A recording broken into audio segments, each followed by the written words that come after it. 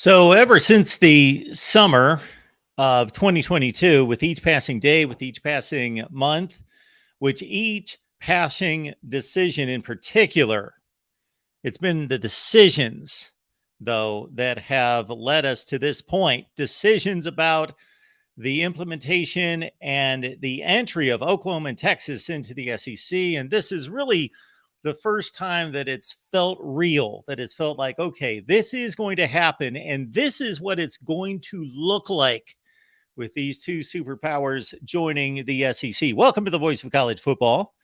We appreciate you all being here. Please leave those comments and questions there in the live chat.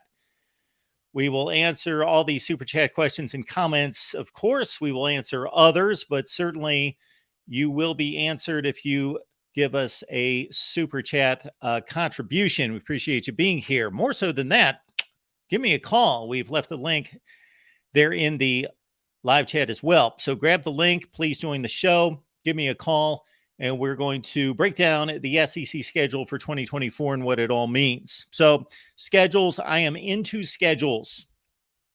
I have, for a very long time, just completely ripped the SEC scheduling format to shreds. It's been awful, but we will not focus on that tonight unless that becomes a talking point. I will let you know and explain, as I have in the past for many of you newcomers, why the SEC schedule has sucked since adding Arkansas and South Carolina in 1992, and has sucked even worse since adding Texas A&M and Missouri. Much like the ACC schedule has been awful in its management, in its concept, in its approach, and what it is meant to the season and the competitive nature of the sport and the competitive nature of a conference and trying to determine the best team as a champion.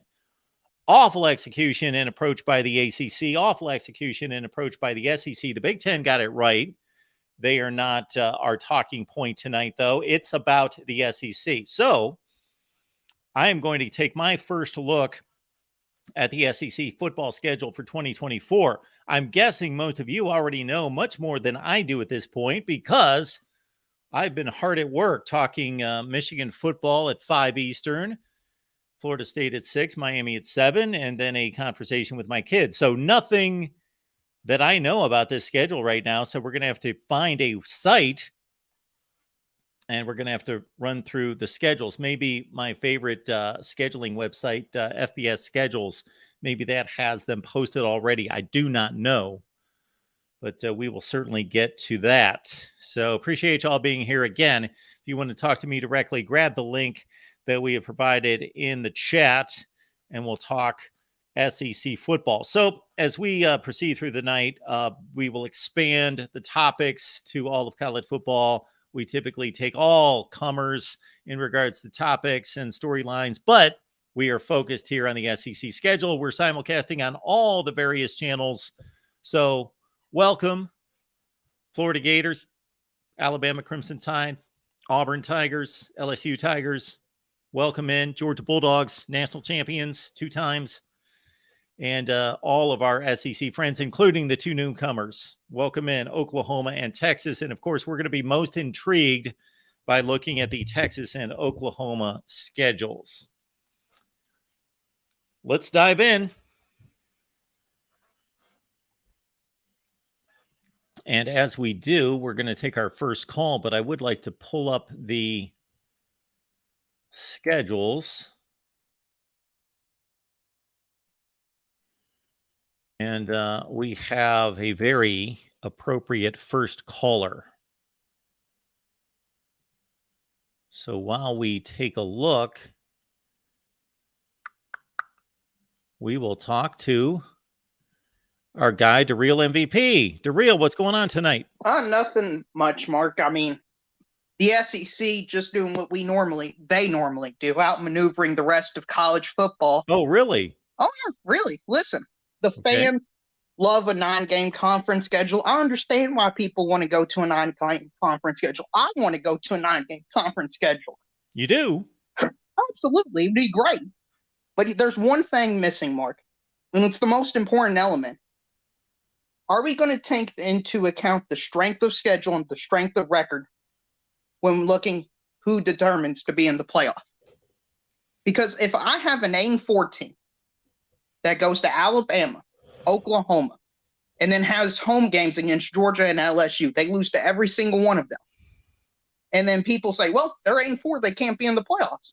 Then there's no reason the SEC should go to 9 games. Okay, well, you understand right now that the College Football Playoff Selection Committee, the same committee, not necessarily the same members, but the same committee that is going to be taking us on into the next generation, the next iteration of the playoff at 12 teams is going to be still using the same criteria. So the answer to your question is yes, and it's no. So it's yes in determining a distinction between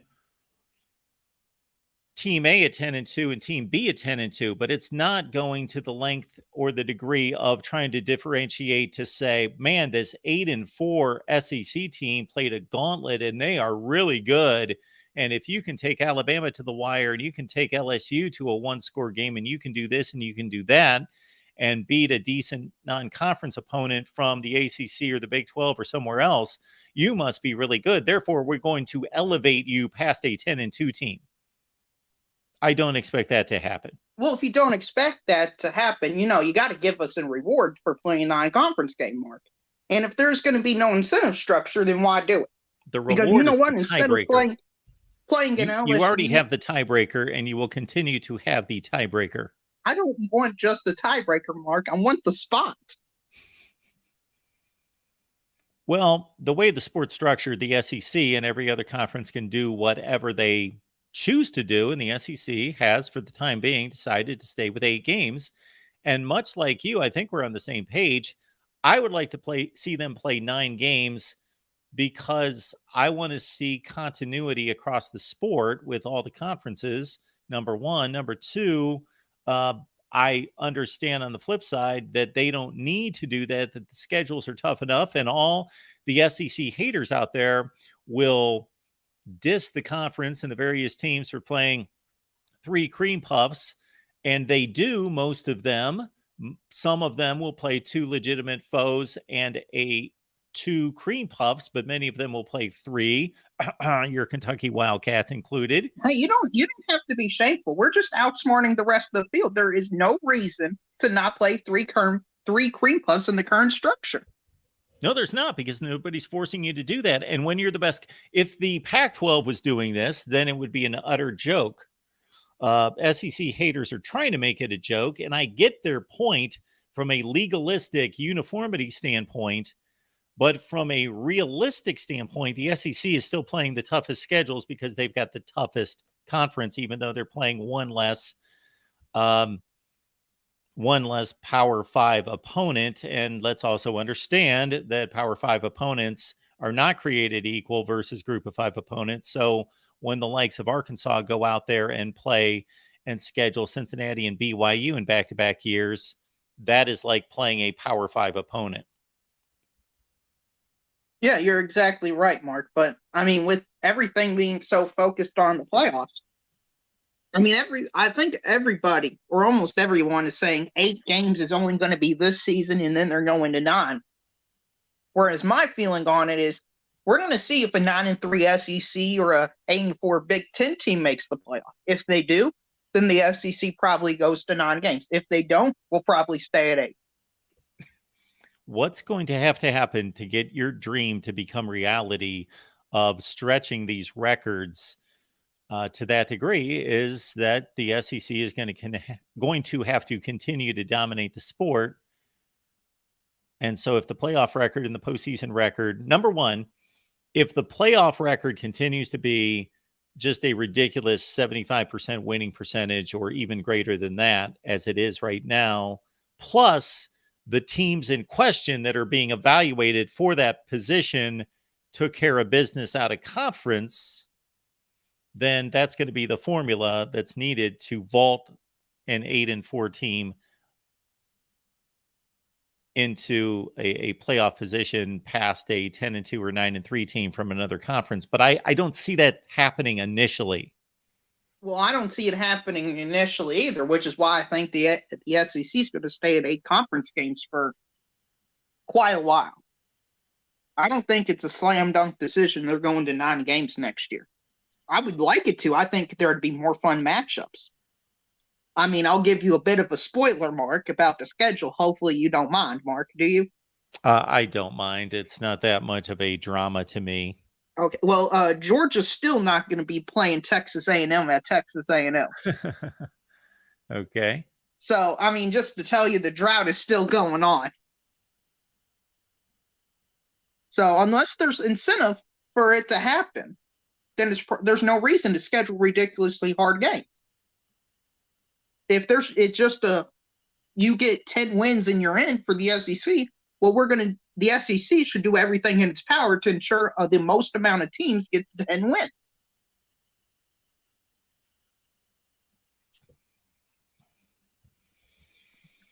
You're absolutely right. These leagues make decisions to put themselves in the best position to be successful, both from a money standpoint and from a competitive standpoint. And that's what they do. And that's what makes sense. And nobody holds them accountable because we don't have a commissioner. You're exactly right, Mark. You're exactly right. And you know what would help holding the SEC to account is one of these other schools beat us. Because if you had Ohio State and Michigan both win their games last year, then maybe something would change. Maybe if the SEC wasn't what's their playoff percentage? Like 85%, something like It's that. crazy. I think 14-4 comes to mind. Yeah, if it wasn't that ridiculously high, maybe they would do something. Maybe if the SEC last year didn't beat the Pac-12, the Big 12, the ACC, and the Big 10 second best team with a bunch of different teams, and then maybe they would change it.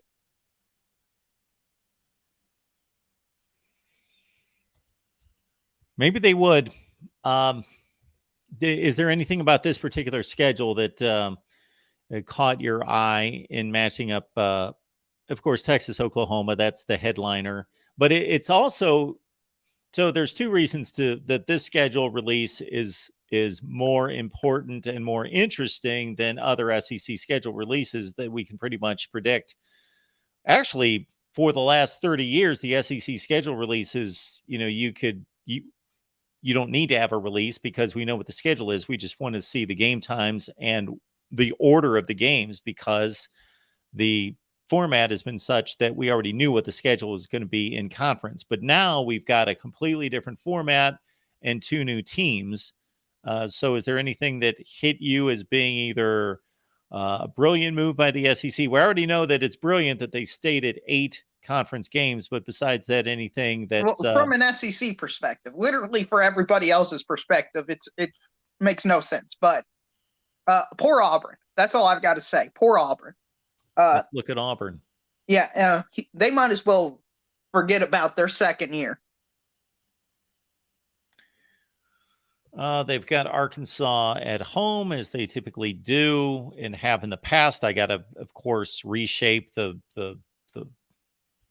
my thinking because that's no longer a set game. But Arkansas, as they always in the same division, Oklahoma, Texas A&M, Vanderbilt. That's a bit of a soft touch there. Georgia on the road, Alabama on the road. They've always had to play them. Kentucky, Missouri. Well, I think actually, even though it's poor Auburn, it's always been poor Auburn because they are stuck with Alabama and Georgia.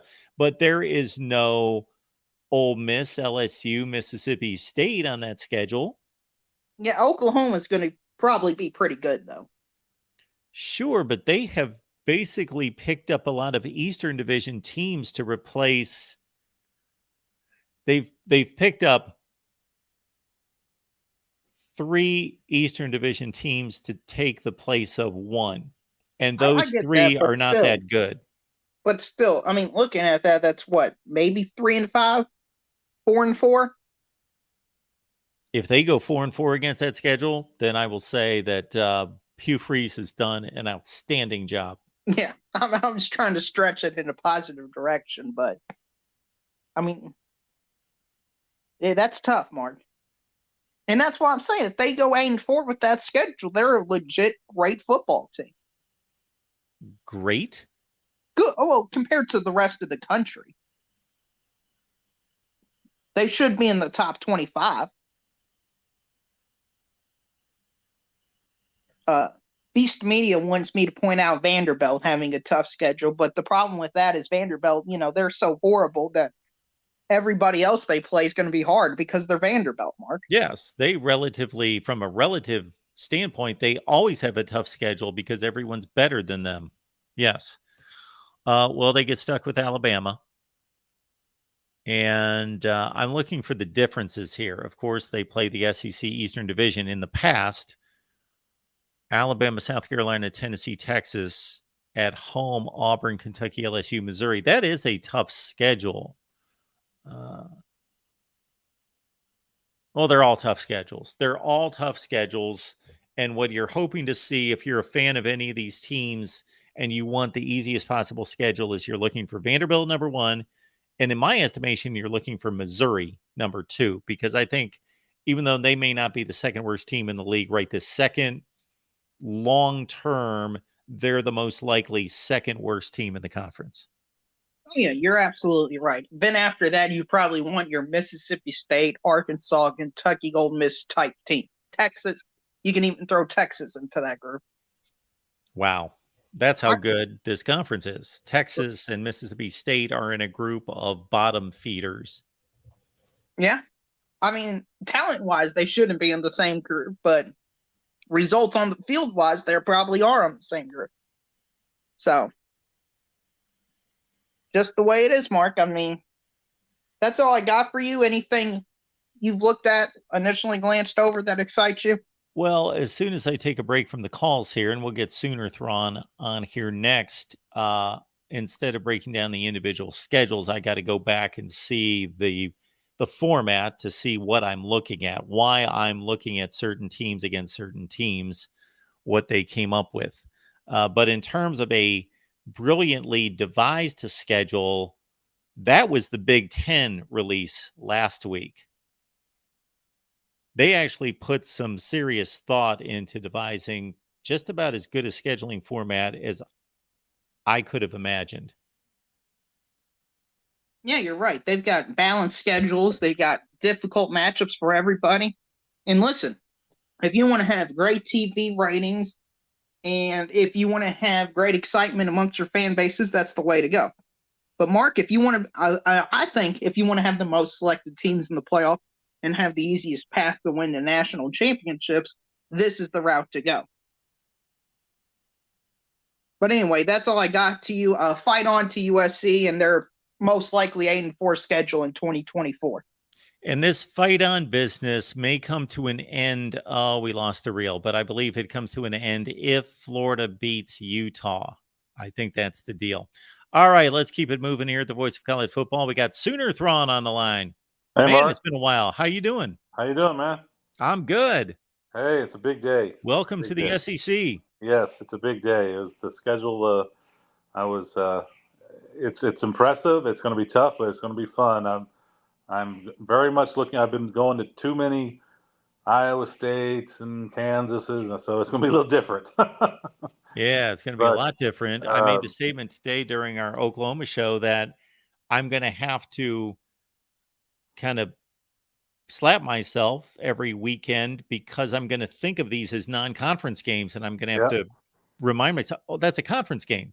Yeah, I know. They're going to seem like non-conference games. Yeah, they will. But yeah, the OU, the interesting, obviously Bama that's going to be that'll be like the biggest home game I think that OU's had probably since the 2000 Nebraska. I mean, the excitement of the game. I don't know if OU will be on their level yet, but the excitement of the game.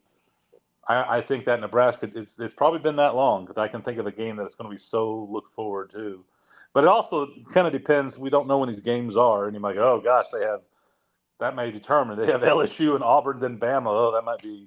So we may, but we don't know until the order because you just, that murderer's row, you just never what you're going to get hit. But I also like the interesting of Josh Heupel coming back to Norman. Mm-hmm. That's cool. And everyone loves Josh. Yeah. But it was a bitter. It was the hardest firing Bob's ever had to do. And I don't know if Josh. I think he's little bitter. So but that'll be fun because he was such a legend. But it's I don't know. It'll be and then Beamer coming back. He was an OU guy, and then probably won't happen. But if Rattler did decide to stay, he would be eligible. He had one more year. That would I don't know if he'll do that. But that would be fun. That would be interesting to see Rattler because the COVID year didn't count, so he would have another year. He actually could play too if he really wanted to. I did. I like that guy before me. Is he a Florida fan? Is that what that guy is? Oh, the guy before you? Yeah. What fan is he? He's a Kentucky fan. Kentucky. Okay, I knew it was one of those SEC East. He mentioned it. Texas will host Georgia before the Aggies ever do. Because the Georgia goes to Texas in 24, and A&M's will still not have hosted Georgia. And what have they been there, 10 years now? Yeah, so that's going to be the 24 season is going to be their 13th season. And they've so never it's going to be Georgia. Their 14th season before they host. Yes, that's crazy. And Texas will still host Georgia before A&M because A&M doesn't get them that year. They won't get them. Yeah. Because I'm going to guess they're going to flip the games, I think, for 25, and then I don't know what they're going to do past that.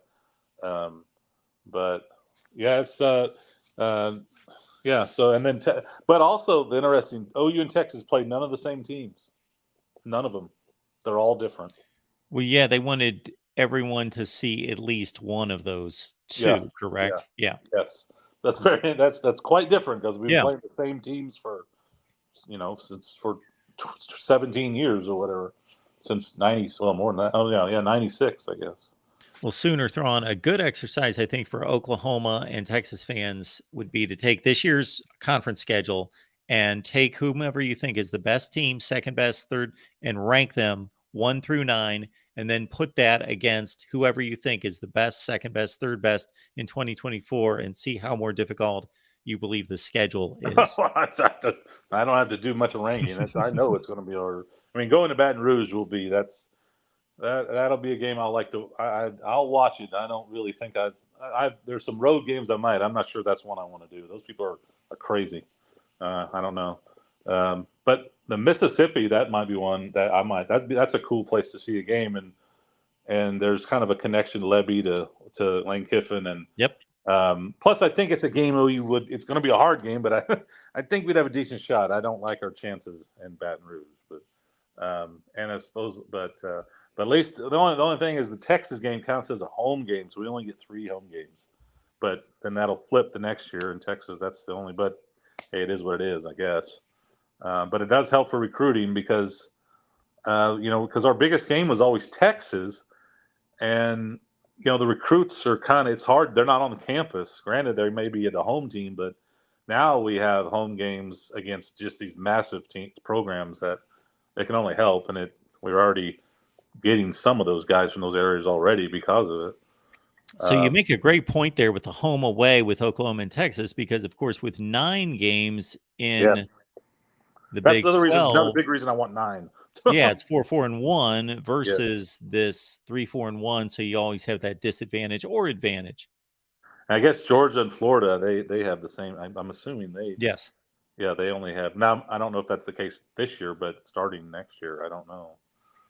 No, that probably is though, because they only play 8, so probably is. They only get, and just for Oklahoma City and Norman, just getting another home game against a program like a Florida or something, that it'll just be so much bigger than when even though Iowa State, they're decent, but it's the same over and OU. I mean, it's not that, he's done a nice job, but Oklahoma, it's just we're like 90-10 against them. So it's not a a game that's really, but you have Florida coming in, every game is going to be, and the fans, I mean, it's going to be different because they only allow 5. I think they only sell like 5,000 Big 12, and OU usually gets about half those back. Where the SEC, it's 10,000. There won't be none back probably almost every game, except maybe Vanderbilt or something. Yeah, so take what you just said. Let's take Oklahoma in its heyday, not all time, but 5 years ago. Yeah. And, certainly some teams in the Big 12 would jump up and give them a Yeah. really good Sure. game. And typically their typical season, of course, was 8-1. That was kind of their penciled in. They would lose to somebody and go Right. 8-1 most of the time.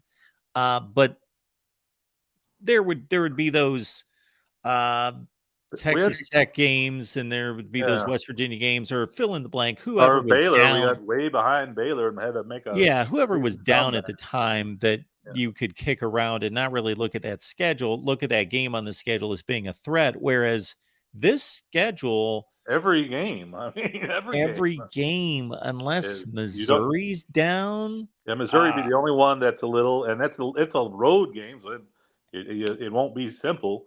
unless And Auburn's still down. But yeah, even but when it's a road Auburn's game. I down, mean, any road game, yeah, the SEC, I think those are games that are very winnable, but they are not like you're not going to, it's different. And you've seen it through. I mean, the SEC. You see some of these times that these. I mean, like how Auburn 2 years ago, they should have beat Alabama. That was a terrible Auburn team. yeah, And they should have beat them. I mean, they should have. And that's not the first time. I mean, there's been some very absolutely. average. You don't.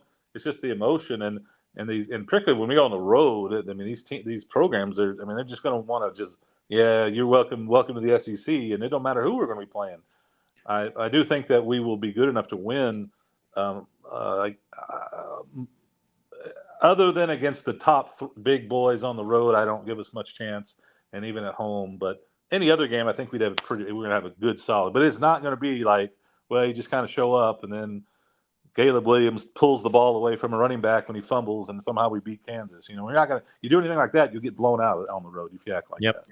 All right, Sooner Thrawn.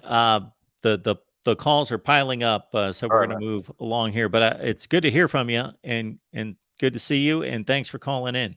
All right, man. Have a good one. Thanks, buddy. Thanks, man. Bye. Let's keep it moving here at the Voice of College Football. And it's good always to get a Big Ten perspective. It's especially good to get an Ohio State perspective on just anything because, I can't always deliver that. So we go to our buddy David Greenshield to do just that. David, how you doing tonight? I'm here for you, Mark. As always, I'm here for you, man. Absolutely, you are.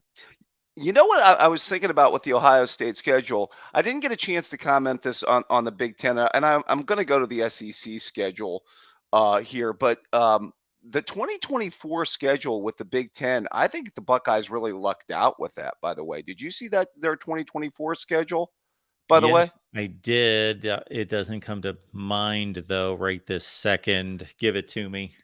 Yeah, because they did not get SC, in that year, which I think is going to be, really, really helpful, first year of the, with having to do that. So I think that's, pardon me while I pull it up here, but well, they've got Illinois and Northwestern. Right. They've got some cupcakes in there. That's where I was going with this. I think they may have lucked out with the scheduling that year. Because I was going to say that, with obviously the merging of the two conferences, that, they could have gotten UCLA, they could have gotten USC, so which would not have been, well, we'll see how good, UCLA would be. But, yeah, I mean, that's something that I think they got very, very fortunate on. Okay, David, I'm looking at, and again, we'll get to the SEC here in just a second, but I'm looking at I'm going to go Southern to Miss, Western Michigan, and Marshall. Is there non-conference games? Okay, yeah, the non-conference is oh Lord, completely weak. That's yeah. I'm going to have to jump on the Buckeyes for that one. I'm going to have to lash out, but we'll do that at another time. So, go ahead. So no USC. Right. I don't see where it's that light of a touch. There's no USC, there's no Wisconsin. Right. And those are the only schools that we almost know are going to be good to great. Well, that's where I was coming from, Mark. They don't get a major non-conference opponent, and they don't get anybody in crossover in Big Ten, and then they don't get USC or UCLA, coming into the conference in their first year. So that's where I was going on the light part of it. I mean, obviously, they're still going to get team up north, and they're still going to get Penn State. But I tend to agree. Although I will say this, and this is going to go into the SEC. You know who they pick up a non-conference coming down the road? Alabama. They're going to have to do a home and home with Georgia and Alabama and Texas down the road as well. Oh, okay. Yeah. So they should. Imagine a schedule in a year where they get Texas or Texas or Georgia in non-conference, or Alabama, Texas, Georgia, or Alabama in non-conference, and then have to play team up north, Penn State, and maybe USC in conference. Now that's a schedule. That's what these teams are going to have to face that we're talking about right here in the SEC. Well, I agree. So as a person that's, for strength of scheduling, that's what you put a lot behind when it comes to your top 25 that makes sense. I take it one Mark Rogers is excited to see how this plays out going forward. I think that that the playoff committee is going to have a number of other factors to deal with that are more. Anytime you expand the field, there's more options. So when there are 4 spots, there's usually 5 or 6 considerations. With 12 spots and really 11, because the group of 5 should be pretty well targeted, as there's always one group of 5, almost always one who has distinguished itself, that with 11 spots, there's going to be more like a field of 16 or 17 that have some type of argument. So there's going to be more argument points to deal with. Right. Now, again, neither one of us are a fan of 12-team playoff. We've both been on record as saying that. I think we're both. Yes. We'd have been more open to 8 for sure, but 12, yes. I think we both agree was too much. It's not too much for me. It's the wrong number of teams. That's my issue. Okay. I don't want buys. But you were more of a fan of 8 from when we talked about it, though, before, I thought. Yes, because there aren't buys. Not because it's 8, but because there aren't buys.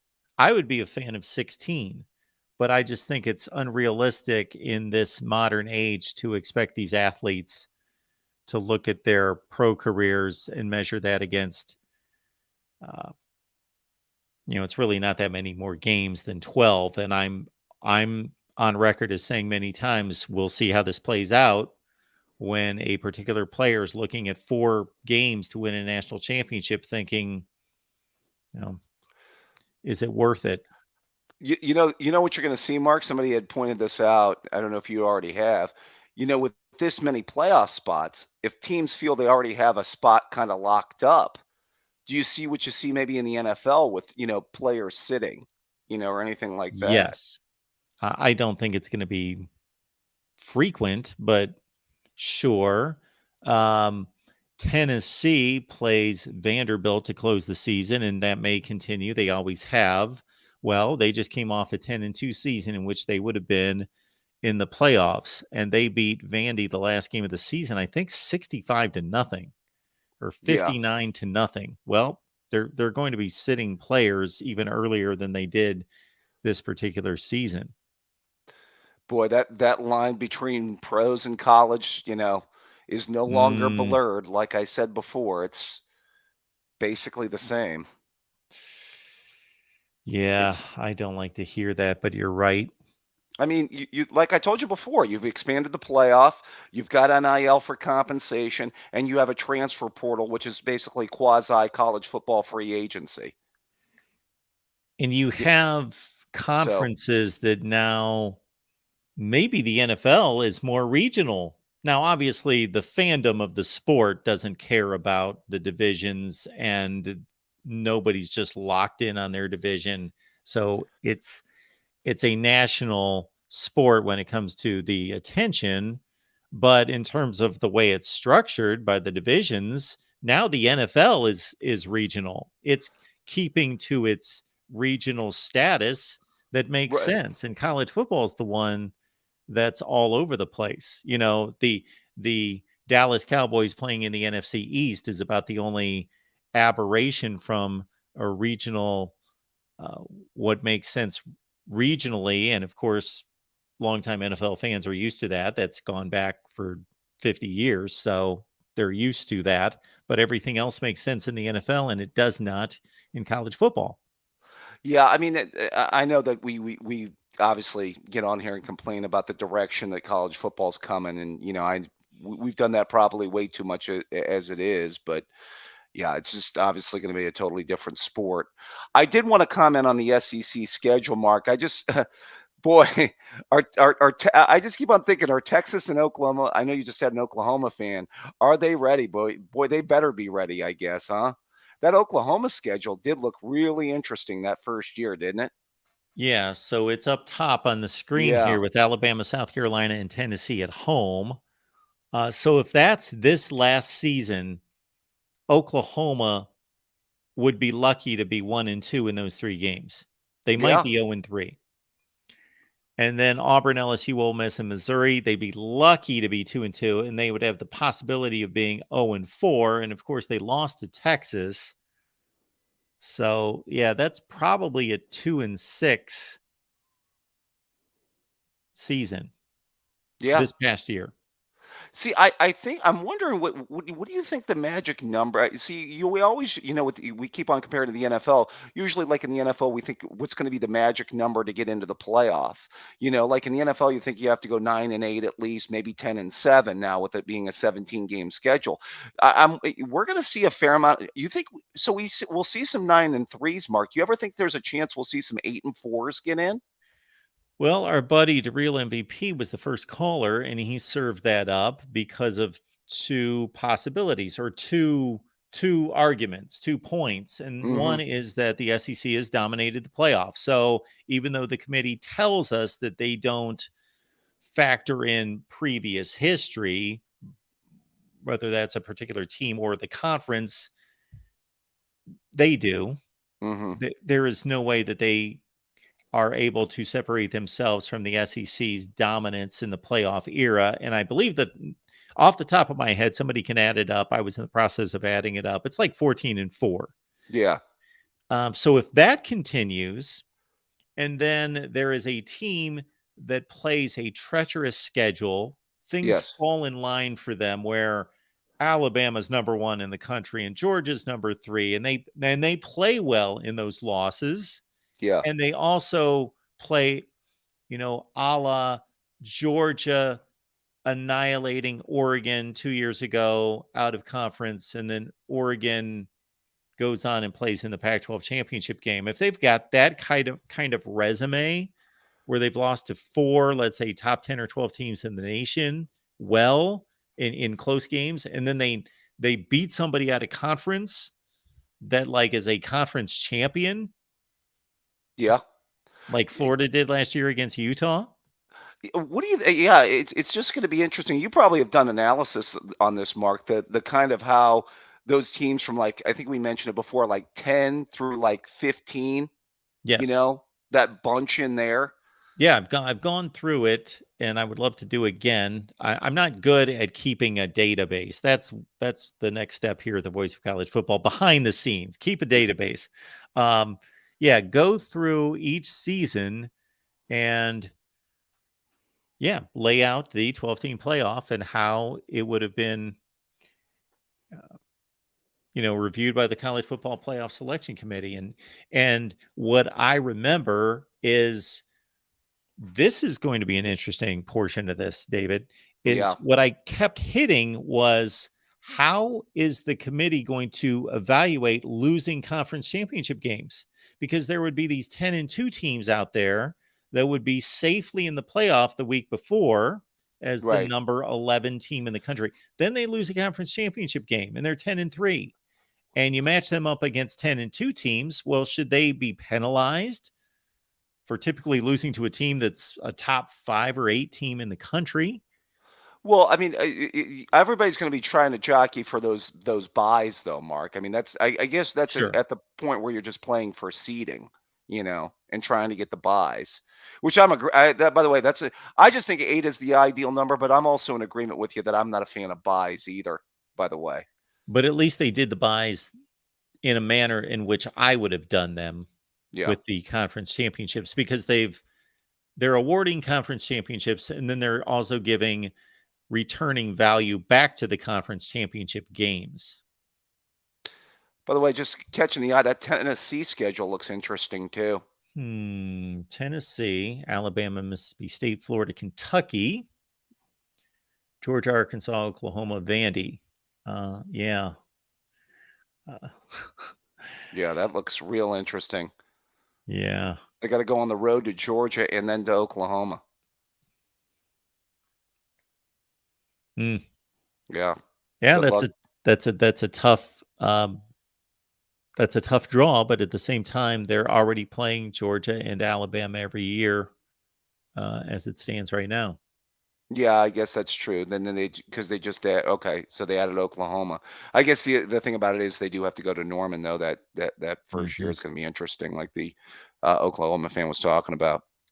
Hey, I know you got other callers, but last thing real quick, as I put in the Ohio State chat, I will be ready for the Team Up North fans when you bring up the 2016 JT Barrett got the first down game. I will add whenever you're ready to do that. Okay, we're going to put that together soon, David, as well as the 2003 Fiesta Bowl. Okay. We're going to take that in.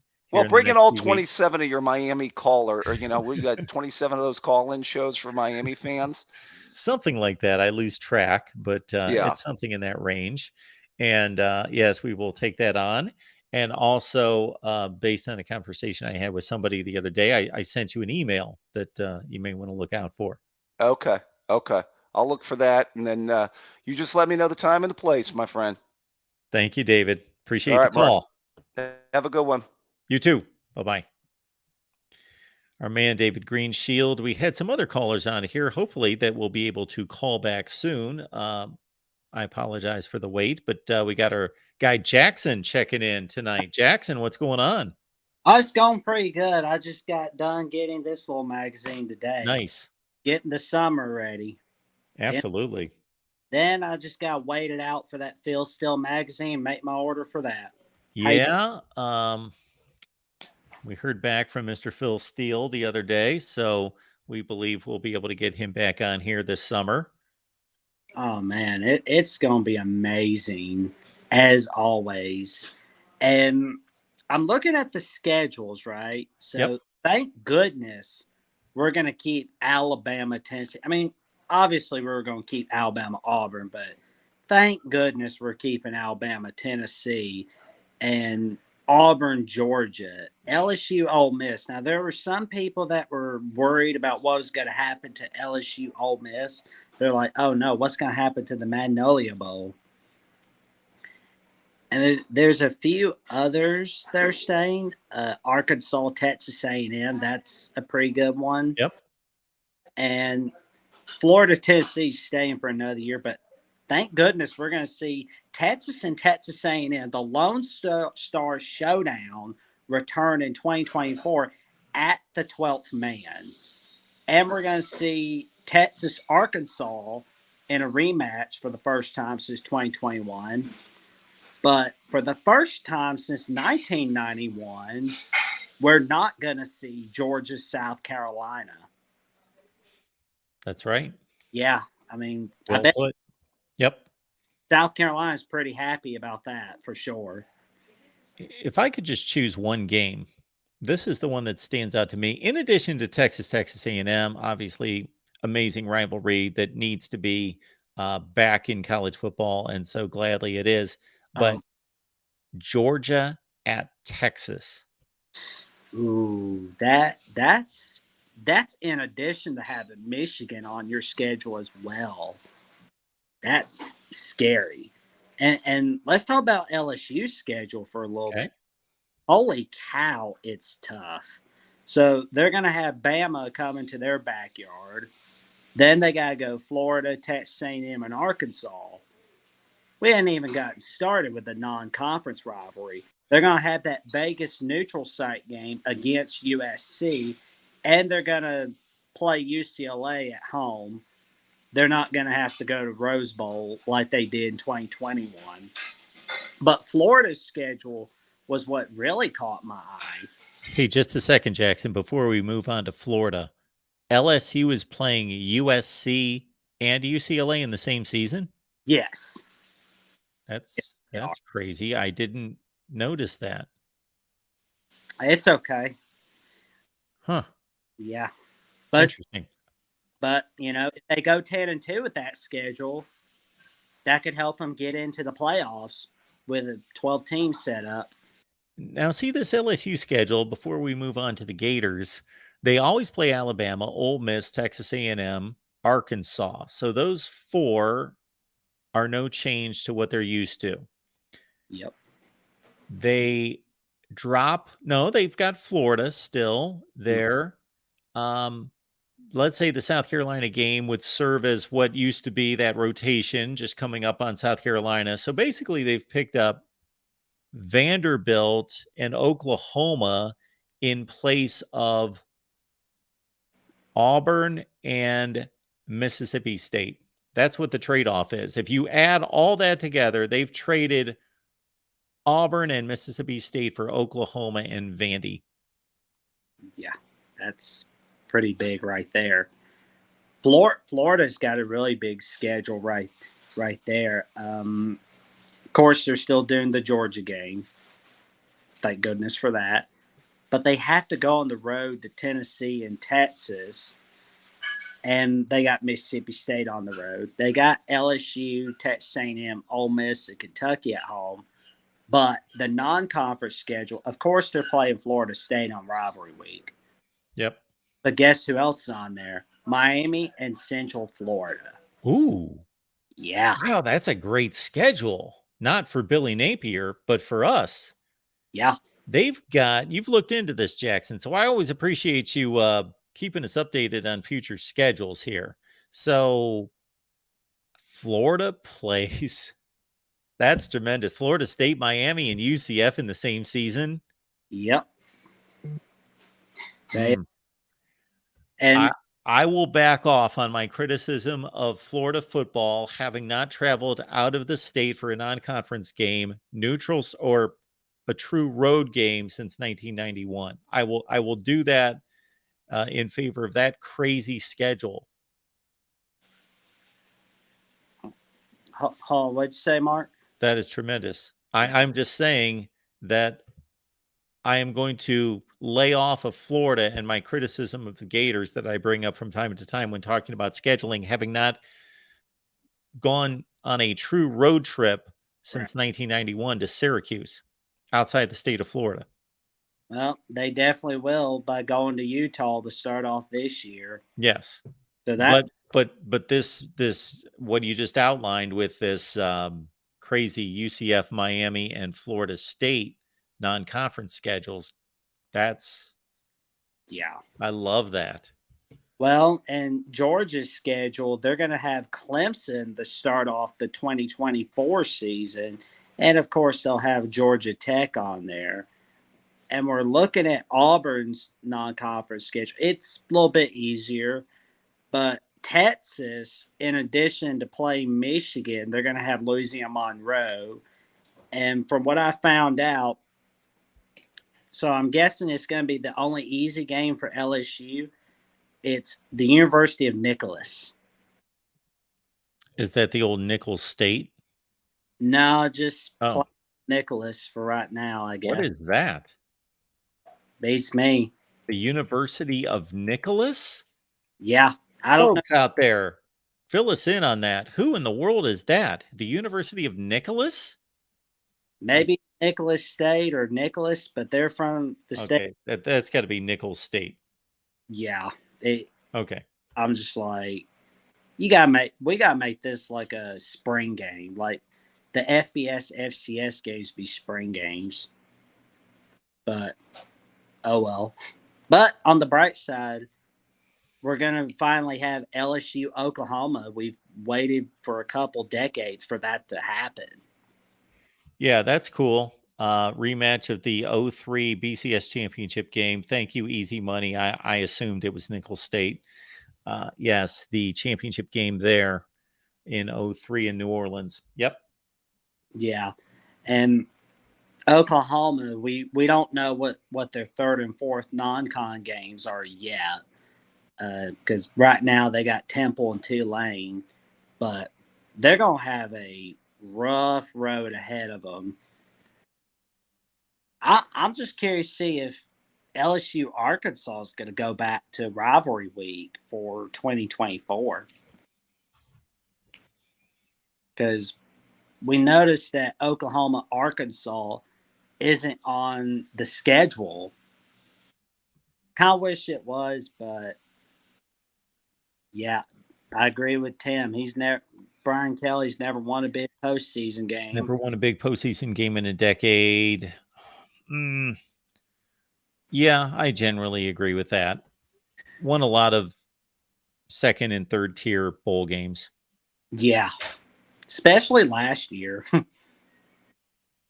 But maybe he'll win a big one this year. Maybe he won't. But history says Brian Kelly's not going to win a big New Year's Six game. He can win the big regular season games, but he just can't get done in the postseason. Well, they lost 2 college football playoff games to Clemson and Alabama. They lost the BCS championship game in 2012 to Bama. They lost a Fiesta Bowl to Ohio State. And I don't know of any other New Year's Six game that they reached. So he must have went 0-4. Well, and he lost the 2009 Orange Bowl against Virginia Tech when he was at Cincinnati. Oh, yes. So there was that. And he left. He skipped town. I was counting Notre Dame, but yes. Oh, it's okay. He skipped town before the 2010 Sugar Bowl, Florida. So he's like, I'm not staying here at Cincy. Yeah, that was brutal. And he, of course, skipped town before the Fiesta Bowl against Oklahoma State. Yeah. He didn't want to be at the Fiesta of the Siesta against Oklahoma State. I'm a little kinder to Brian Kelly than many are. I think he's a good coach. And that's a wonderful quality, man. I think that I don't know where I had him. I actually didn't release coaches' rankings this year, did I? I'm going to have to do that. Last year, I had him around number 8, something like that. Well, it's a very kind ranking. Well, who are you ranking ahead of Brian Kelly? Well, I'll have to do my coaches pretty soon.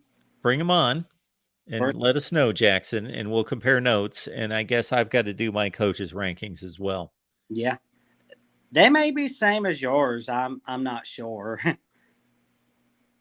But it'll be fun going over them. And Missouri, though, they got a good little setup. Not the non-con's a little easy for them. They got Boston College, Buffalo, Murray State, and Massachusetts. Real winners, right? But yeah, so they've almost made their way to a bowl game based on those 4 games. So all they really got to do is get those. Let's see. They got Vanderbilt at home and South Carolina on the road. Vanderbilt's been going up a little bit with Clark Lee. And yeah, that schedule, and I know we're forecasting way out. We haven't even played 2023, and we're talking about a 2024. And college football, things happen so fast and change so fast. But Missouri has basically been a 500 team under Eli Drinkwitz. That looks like a 2-6 conference schedule and record for Mizzou. Yeah. So from what we're seeing, 2024 is a test to see where things are for the future. And then when it's like over, everybody in the SEC is going to go, so are we doing 8 games or 9 games? Mizzou is the classic example of why a lot of folks in the SEC want to stay with 8 conference games to ensure more bowl teams. They are the perfect example of that. Yeah. I saw that Bama wanted to stay at 8 games. That really doesn't make me too happy because I kind of want to see Auburn and Tennessee stay for good. But once again, I'm happy that Bama, Tennessee staying in 2024. So there's that. And I noticed that Bama has to go to Wisconsin. So that's going to be a really good one. Yes. And looking at Tennessee's schedule, they got an easy non-conference schedule with the exception of North Carolina State. But that conference schedule looks really tough. They got Bama and Florida at home, Kentucky, Mississippi State at home, and they got to go to Georgia, Arkansas, Oklahoma, and Vanderbilt. Vanderbilt's not as easy as they look, but Tennessee showed us that they're gonna beat down Vandy, of course, like they did 2022. But who knows? And what do you think about all this, Mark? Well, I want to go back to the format as soon as we get done with some calls here. I want to go back to the format because, again, this got released at 7:00 Eastern, and I had 3 consecutive shows. So I'm looking at schedules, but I want to see what the system is. I'm going to go through the system as soon as we get off the line here. So anything else, Jackson? That's about all. Thank you. Well, I appreciate you calling, man. Thank Always you. good to see you. I appreciate you having me on. Thank you. Have a good night, Jackson. You too, Mark. It's our guy, Jackson Johnson. Always all over college football, Jackson is. And I always enjoy Jackson's different news and notes and tidbits that he brings to the table in joining our various shows. So what I wanted to get to is the formula here. So we just witnessed what the Big Ten put together last week, which to me, and I have been about as critical of schedules as anybody around. I have torn up the SEC schedule for years. And again, that's a conversation for another time. And it's a conversation that I have outlined numerous times as to why the SEC schedule made no sense and why they butchered their schedule format. And it could have been easily corrected. The ACC, the same thing. Now, the ACC did a marginal job in correcting its schedule, going from their SEC-like schedule. They had the same exact scheduling model as the SEC, and now they've corrected it somewhat, but they still went with a very cookie-cutter 3-6-6 model that corrects a few issues, but not as effectively as the Big Ten. So I'm not going to go through the Big Ten because we're focused on the SEC here, but certainly look at the various live streams we've done the last few days and my comments on the Big Ten schedule. Check out the Big Ten live show that we produced on Monday night. That's where I dived into the format that the Big Ten has unveiled, which again, I think is near masterful. I don't know what they could have done better. All right. The SEC. And again, please call the show. We have left the link in the comments section. Home and away designations in 2024 were built with the provision that no school will travel to the same location to which it traveled in 23. Why? I don't know. Why does that matter? Okay. Somebody would have to explain that to me. Somebody in the SEC office, preferably. The opponents were determined based on 2 primary factors: traditional opponents and balance of schedule strength. Good. Okay, that makes sense. We want to protect rivalries and we want to build as equitable of a schedule and as fair a schedule as possible. Great criteria, makes sense. But this whole, who cares? You're breaking from the past. You are building a schedule for the future. Who cares who went where in 2023? Big deal, doesn't matter. whatever. That if that got in the way of making valuable and effective decisions in 2024, then that is stupid. That is a stupid provision to make unless it can be accommodated, because I know that they're I guess looking out for different fan bases that don't want to show up at the same locale 2 years in a row. Okay, whatever. I just think that's stupid. Again, if it could be accommodated and without getting in the way of other priorities, fine. But that's for that to be front and center bullet point number 1, that no school will travel to the same location to which it traveled in 2023. Who cares? Doesn't matter. All right. Next point here. Balance of schedule strength was based on each school's conference winning percentage since the SEC last expanded in 2012. Okay, that's realistic. I've got generally no issues with that. Basically, these programs have stayed generally the same throughout, except, of course, Tennessee upward trajectory, Texas A&M pretty flat line despite a down season this past year, still pretty flat line. Tennessee's surging upward, it appears, only one big season, so let's not get carried away with ourselves and place Tennessee in the elite status. Okay, it looks to be headed in the right direction. Florida has probably been the most inconsistent team in the SEC since 2012. Will Muschamp was the coach in 2012, and Florida went to the Sugar Bowl. And Florida actually had,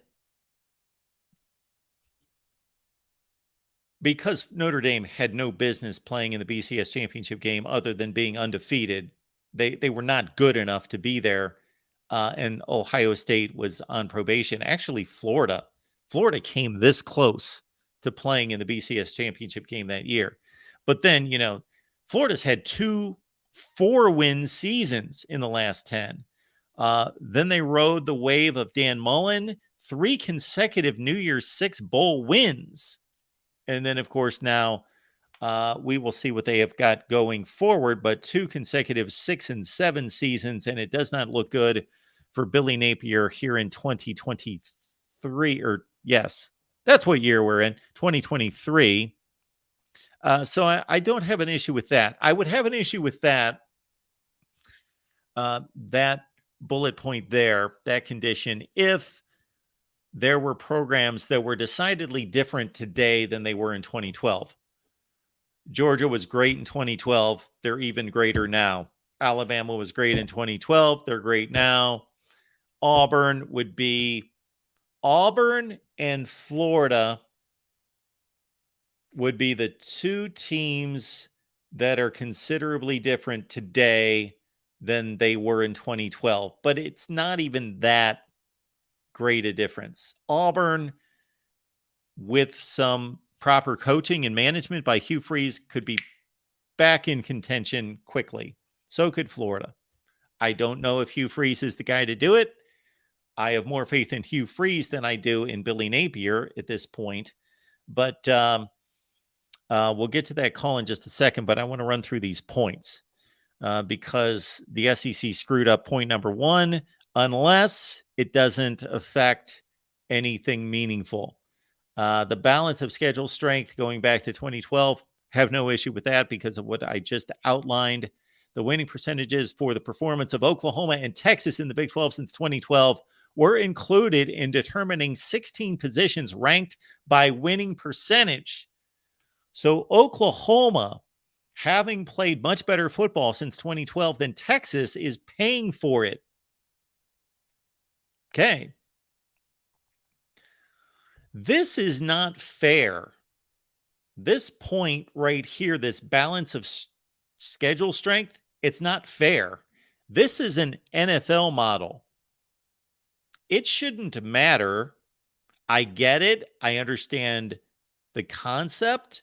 I understand the point. There's nothing about it I don't understand. I don't necessarily agree with it, though. Why should you be penalized for being good? Why should you be propped up for being bad? Why? Why? Next bullet point. Each school's schedule will include 4 opponents, 2 home, 2 away, whose winning percentage ranked among the top 8 conference winning percentages since 2012. Okay. All right. I guess what that ensures, that's going to happen almost automatically, but that just ensures that if you're Vanderbilt, that you're not playing the worst teams all the time, just because your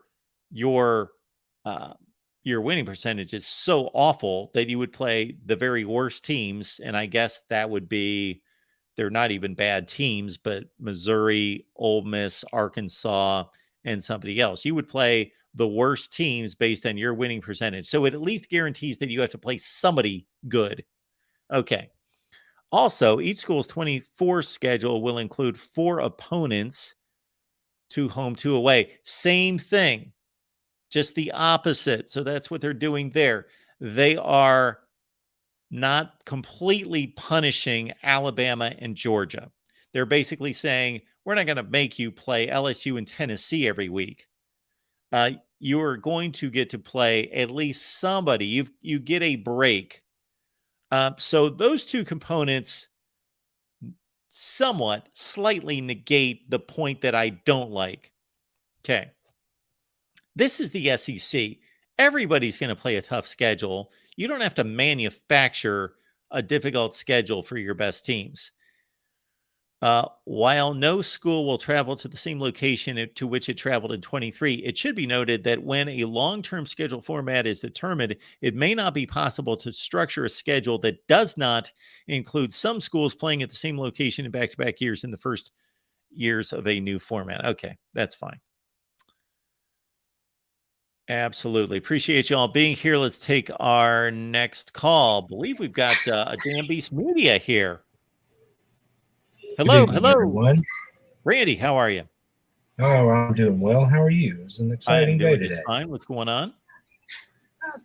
Nothing. I finished up my stream a little while ago, saw that you were on, and thought I just might pay attention, considering we're talking about the SEC tonight. Would love to hear from you. What strikes you about the schedule? Well, I mean, I haven't really gone through everyone else's schedule with a fine-toothed comb. But I have looked at Georgia, and I mean, from top to bottom, I absolutely will say it's a tough schedule. Others have used the word brutal. I don't know that I would, but others have. I mean, it didn't shake out. I took a stab at predicting who I thought we might see on the schedule, and it didn't shake out quite that way. I was surprised to see Tennessee on Georgia's 24 schedule. And I was actually, I mean, you could have flipped a coin. I had gone with Oklahoma instead of Texas, and I had Oklahoma or Georgia going to Oklahoma in 24. So they're still on the road, but they're taking on the other newbie. And I had Alabama on the schedule, but I had them coming to Athens because they haven't been to Athens since 2015. And, Texas and Georgia were supposed to play in 28 and 29, but that game got canceled with with them coming into the league. And I just thought that since the Oklahoma game was closer on the future schedules, that maybe they would just plug Oklahoma in there, and they didn't. But that's fine, whatever. And of course, Georgia opens the season with Clemson. They finished the season with Georgia Tech, so 2 non-con Power 5 games. They get Florida and Auburn, which were mandatory from a Dogs fan point of view. They get Kentucky on the road and Ole Miss away. I don't know. I guess just the fact really that Tennessee's on there, that's kind of surprising to me. I really thought that game might be South Carolina, not Tennessee, because traditionally Tennessee is not a Georgia rival. It's a great game. And since we went into divisions, they've played every year. That is not a traditional school rival, though. That would be Florida, Auburn. And given what was left, if you took Tennessee, Kentucky, or South Carolina, I could probably see either Kentucky or South Carolina being if you had three, say, permanent rivals, being that third team, but certainly not Tennessee. So to see Tennessee on there was probably my biggest surprise. Okay. So to me, this is what makes it difficult. So as you know, Georgia plays Auburn every year in the current format. Then they play everyone in the East, and they rotate against the other teams in the West. So let's say Mississippi State would be Georgia's rotational team to play out of the West. You're taking Texas, Alabama, and Ole Miss. They're playing those three teams in place of Missouri, Vanderbilt, and South Carolina. Correct, which is why some people say this is a very difficult schedule. Yep. I don't feel that way. I'm someone, I say line them up. Let's go. Play them all. Well, that doesn't mean it's not a difficult schedule, though. I'm sorry? That doesn't, just because you're looking forward to playing these games doesn't mean it's not a difficult schedule. Oh, no. Like I said, it's a difficult schedule. Yeah. I just don't know that I would go so far as to say brutal. Some people did. Because if you look at the 5 games that are outside of Athens, you have the 4 true road games. Then you have the game that we play in Jacksonville against Florida, which is technically a home game. But, obviously you're traveling. That's a different discussion, whether that game should be there or not. But when you look at the 5 games that they're not between the hedges, I mean, that's a tough row to hoe.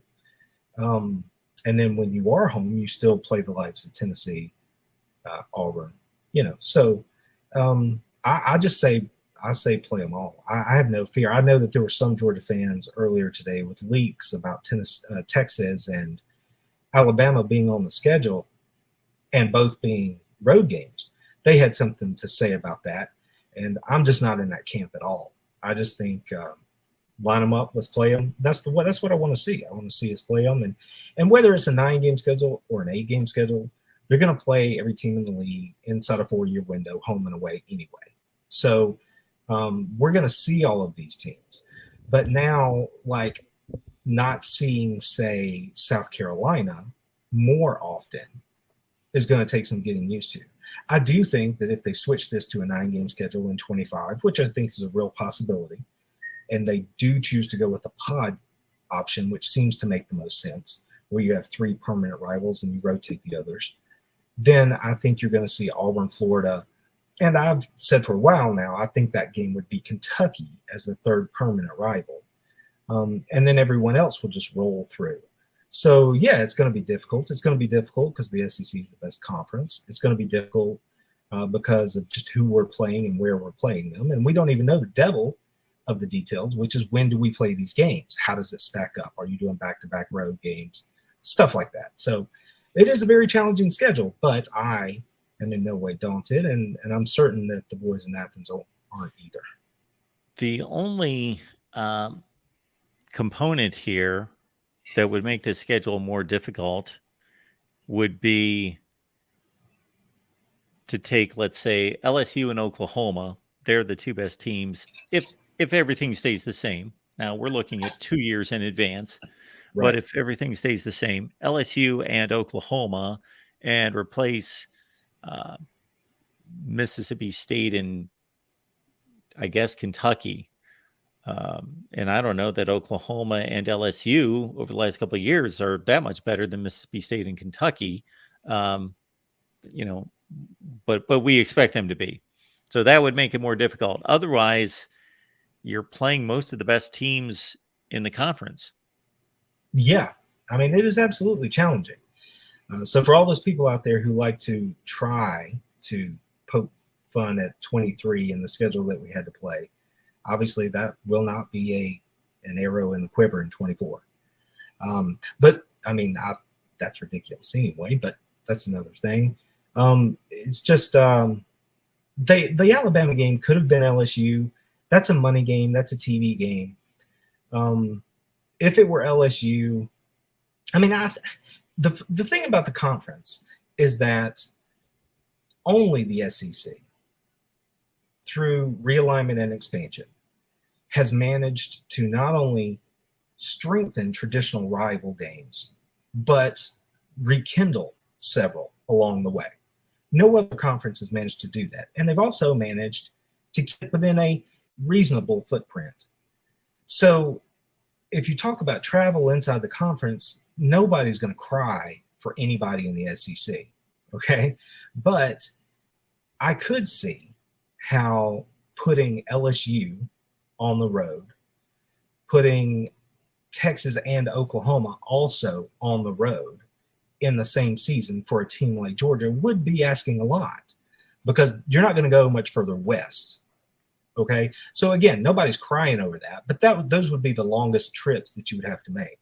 So Tuscaloosa, not bad, but they do have to go to Texas, right? So they're going to get one trip further west. And I think moving forward, for lucky, that's kind of what we'll see, is maybe you'll get LSU one year, maybe you'll get Oklahoma one year, but maybe you don't get them on the same, or Texas, but you don't get them both on the road in the same year.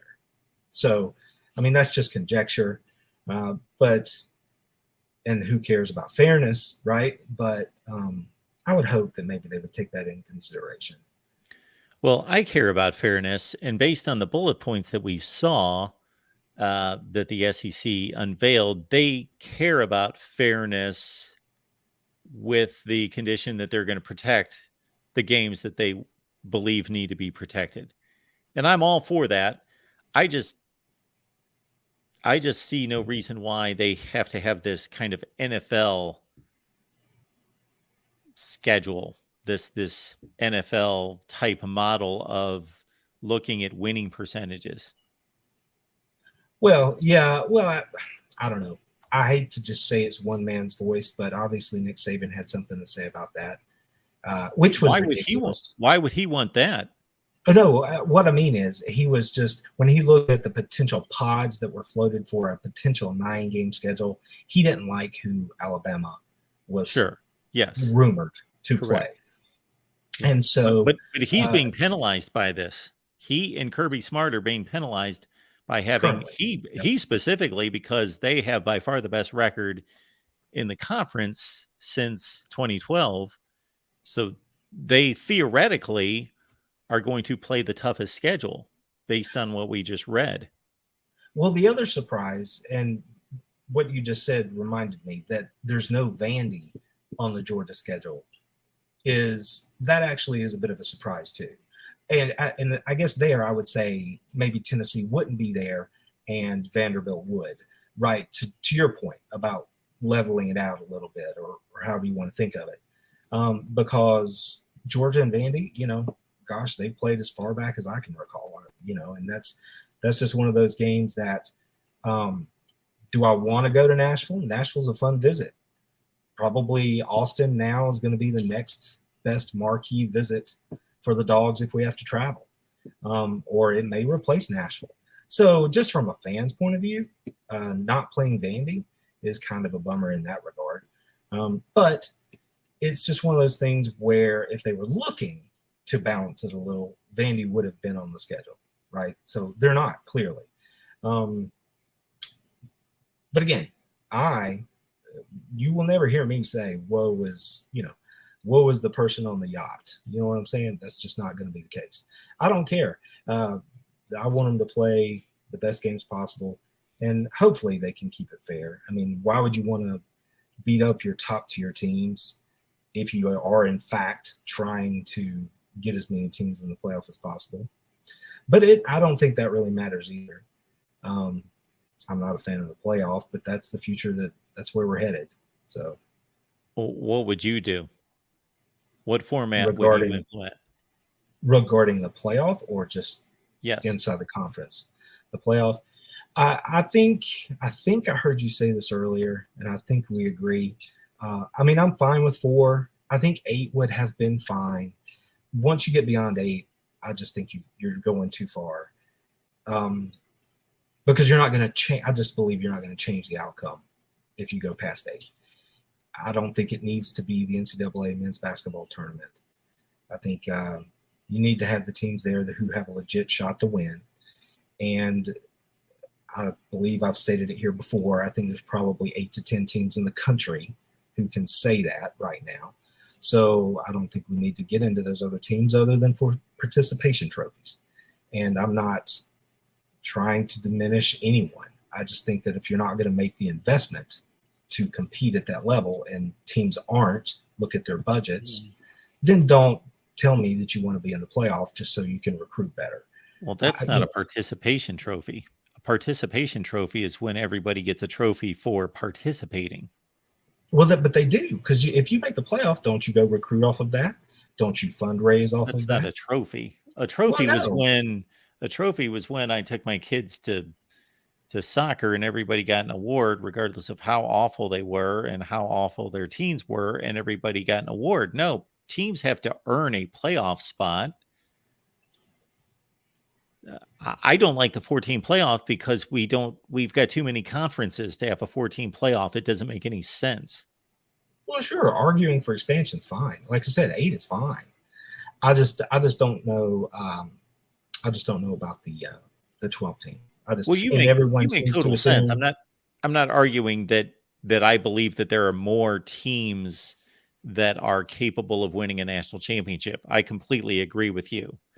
And that may rotate through. Like I said, say there are 10, right? I mean, you might have 4 that you consider locks, 4 that have the potential to be there consistently.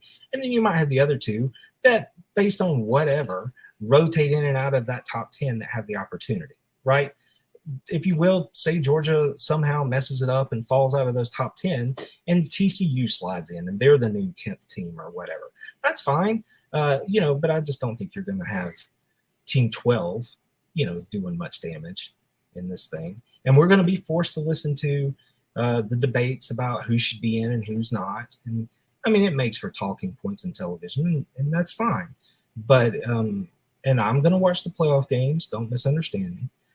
I want more football. Football's great, but I don't enjoy, non-competitive games. And who knows? We'll see how it plays out. But I just think also there's the whole devaluation of the regular season, which is probably the worst part of the whole thing for me when we're talking about the playoffs. But I mean, I hate to talk about the playoffs like that because, the schedule is the focus, but obviously the focus, those two things are tied together, right? This schedule is tied to that playoff.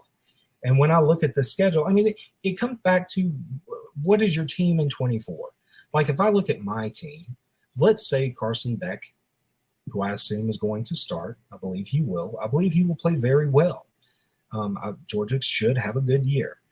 If all of those things happen, he might decide to go pro.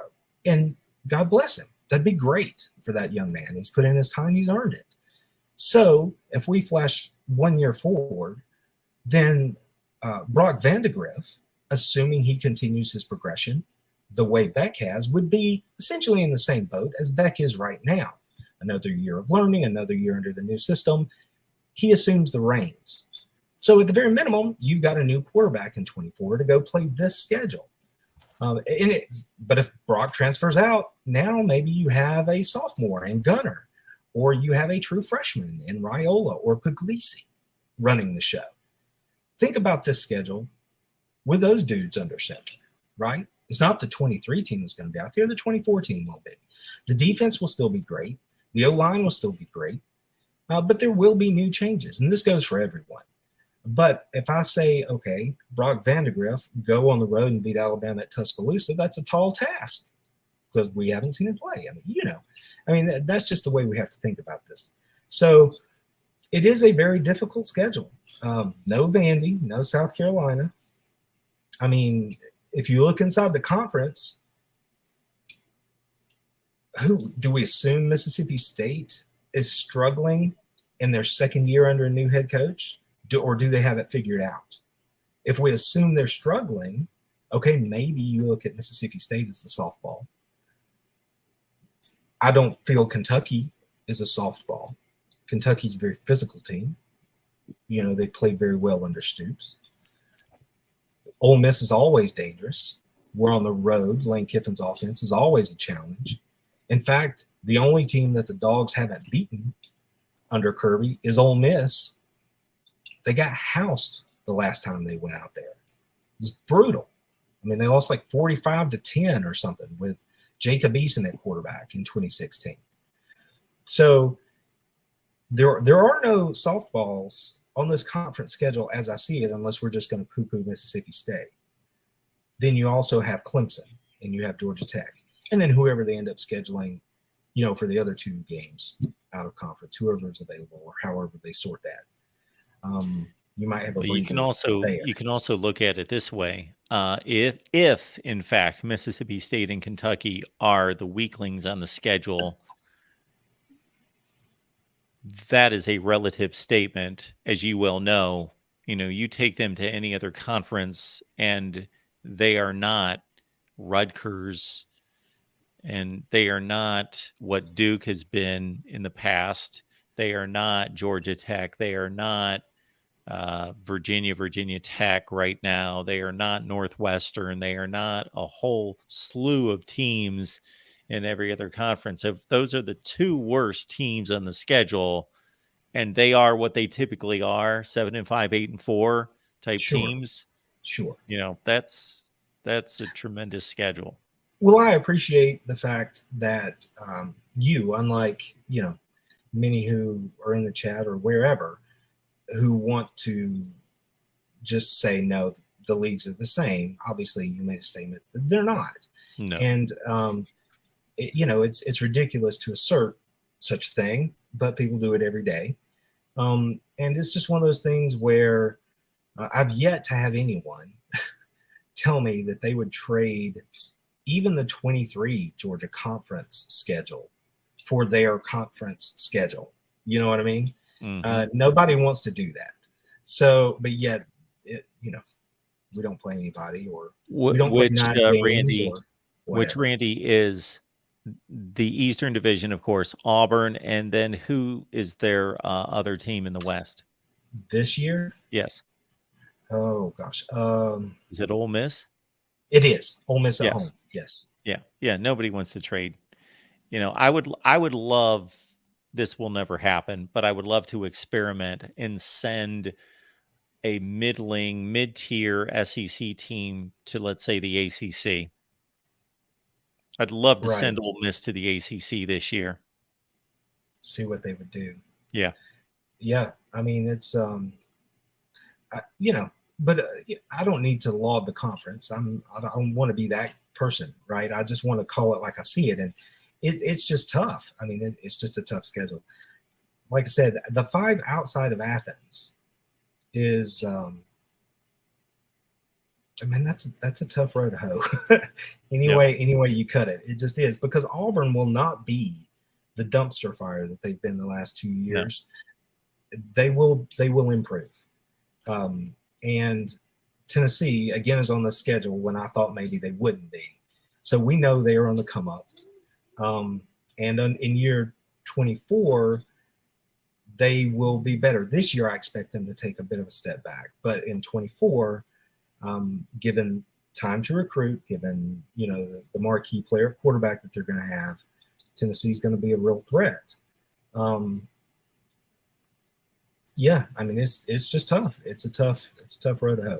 But again, I as a fan, I'm looking forward to the games. I'm excited about playing these teams. And you just have to wonder when we come down to who makes it to Atlanta. Like if we, it's so very difficult to project because we have no idea who the quarterback will be and so on and so forth. But if you look at this, you say, okay, whoever the 2 out of conference are, let's just give them 2-0. Georgia Tech 3-0. Okay. If we go down the rest of the schedule from here, based on nothing but blue chip ratio and, complete conjecture, moving forward, I don't know how many of those games that you're going to look at and go, that's a slam dunk victory. I mean, let's just, for the sake of argument, say Mississippi State. Okay, that's 4 wins. Do we see another one? I mean, is Florida going to be this awful again? Maybe. Okay, they're a mess. They're a real mess in Gainesville. Let's say 5. That's 5 wins. The rest of them, what do we call them? Dog fights, good games, competitive matchups. I mean, it's going to be, they're going to earn their money. There's no doubt about it.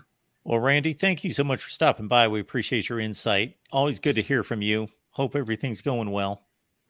It is. Yeah, it is. All right, there's sir. no point in getting into the rest of it. Y'all have a good evening. Have a good night. Bye-bye. All right. Shoelace Sooner, thank you so much for the contribution. We appreciate you. Thanks for doing the show, Mark. Best show on the internet. Appreciate you, brother. Thank you so much for that. Then we've got our Michigan guy there. Thank you so much for that. Says Charisse Armistead, don't be a keyboard warrior. You seem to always have something to say about Michigan. Who's been your daddy back-to-back years? Call in. So a little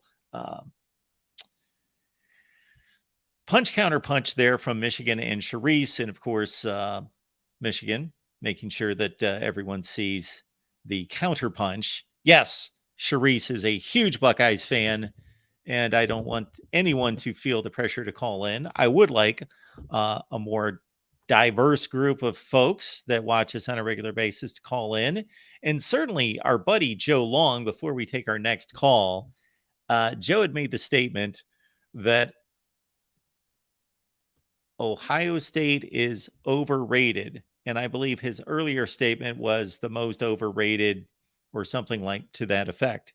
And I would just love Joe to call in and let me know how the school with the best winning percentage of all time, the best winning percentage of the last 15 years, the last 20 years, the last 50 years is overrated. I don't know how they're overrated. Are they picked to win the national championship every year and they've only finished like number 3 in the country? But no, they're not picked to win the national championship every year. I don't know how they're overrated. But I would like that explanation. And then somebody asked Joe to call in, and Joe commented that the last time that he called in, I hung up on him. And yes, I'm hanging up on people left and right, as you can see. That is something that I probably let him rant on for like 28 minutes before I finally said, okay, you don't know what you're talking about, and hung up on him. Maybe that's what happened. I don't recall Joe ever calling. He says that he did. I would love for Joe, for you to call back and explain to us why Ohio State is the most overrated program. You may enlighten me in some way. All right, our buddy Tim stopping by. Tim, what's going on tonight?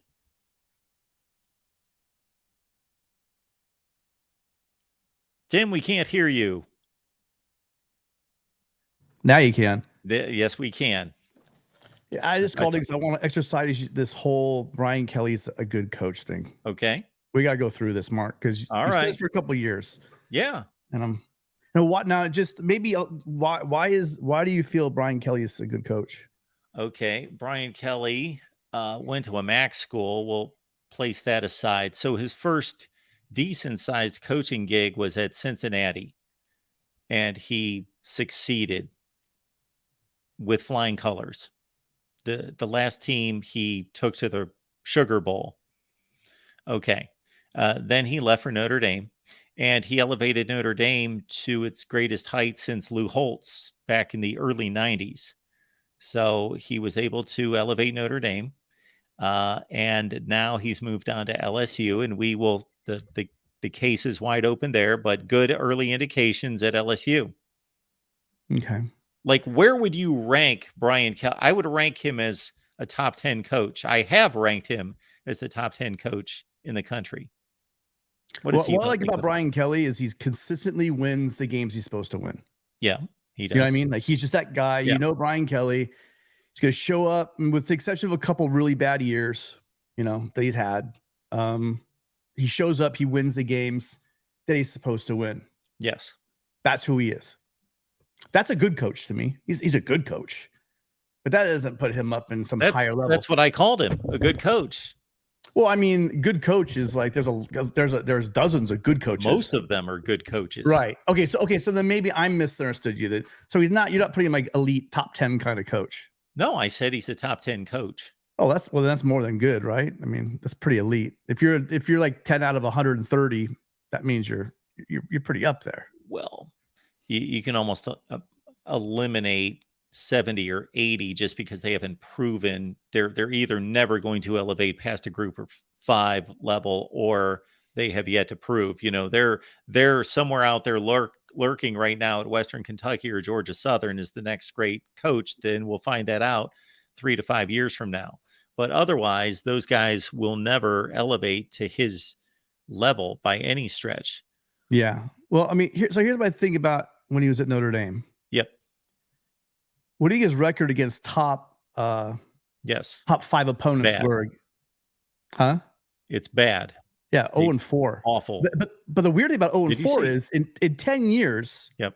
That's the weird number. In 10 years, he played 4 top 5 teams. In 10 years. That shows you and we're counting postseason. Yeah. Well, yeah. I think a couple of our postseason. He played over his entire career at Notre Dame.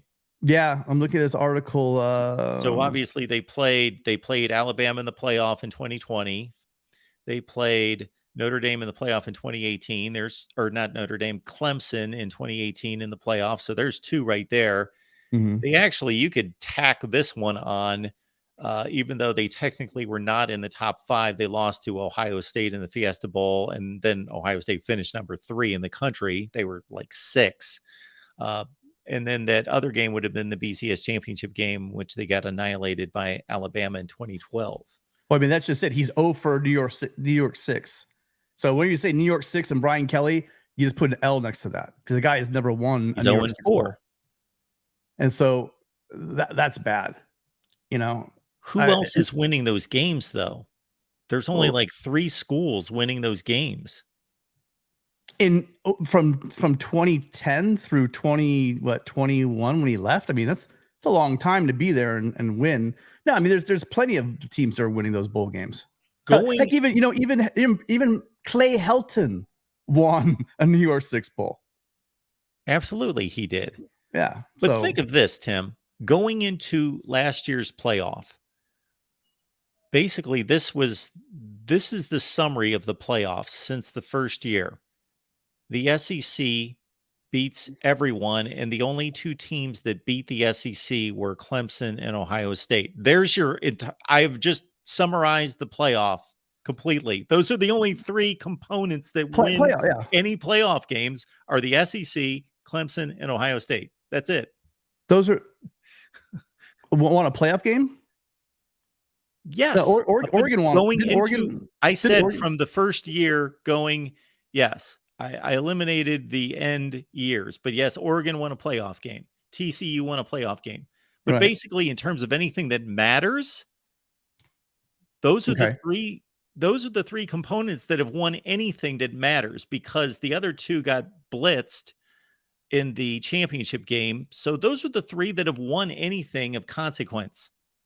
The SEC, Clemson, Ohio State. I didn't say nobody else is doing anything. I got you. But Mark, I didn't say playoff games. I said New York 6 bowls.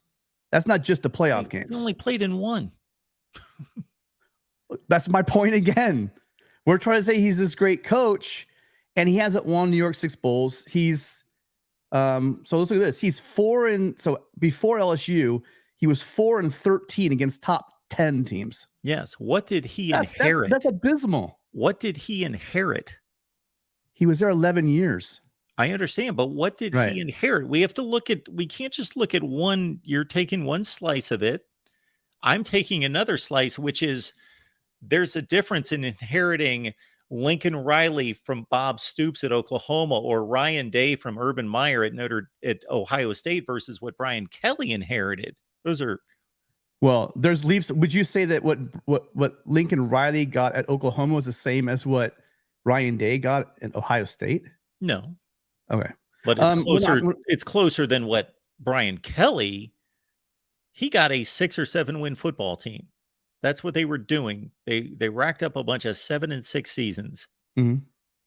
They had a couple of bad coaches, but remember also this is Notre Dame where they do win. Again, that's one of the schools. If you have a decent coach, they're going to win a lot of games.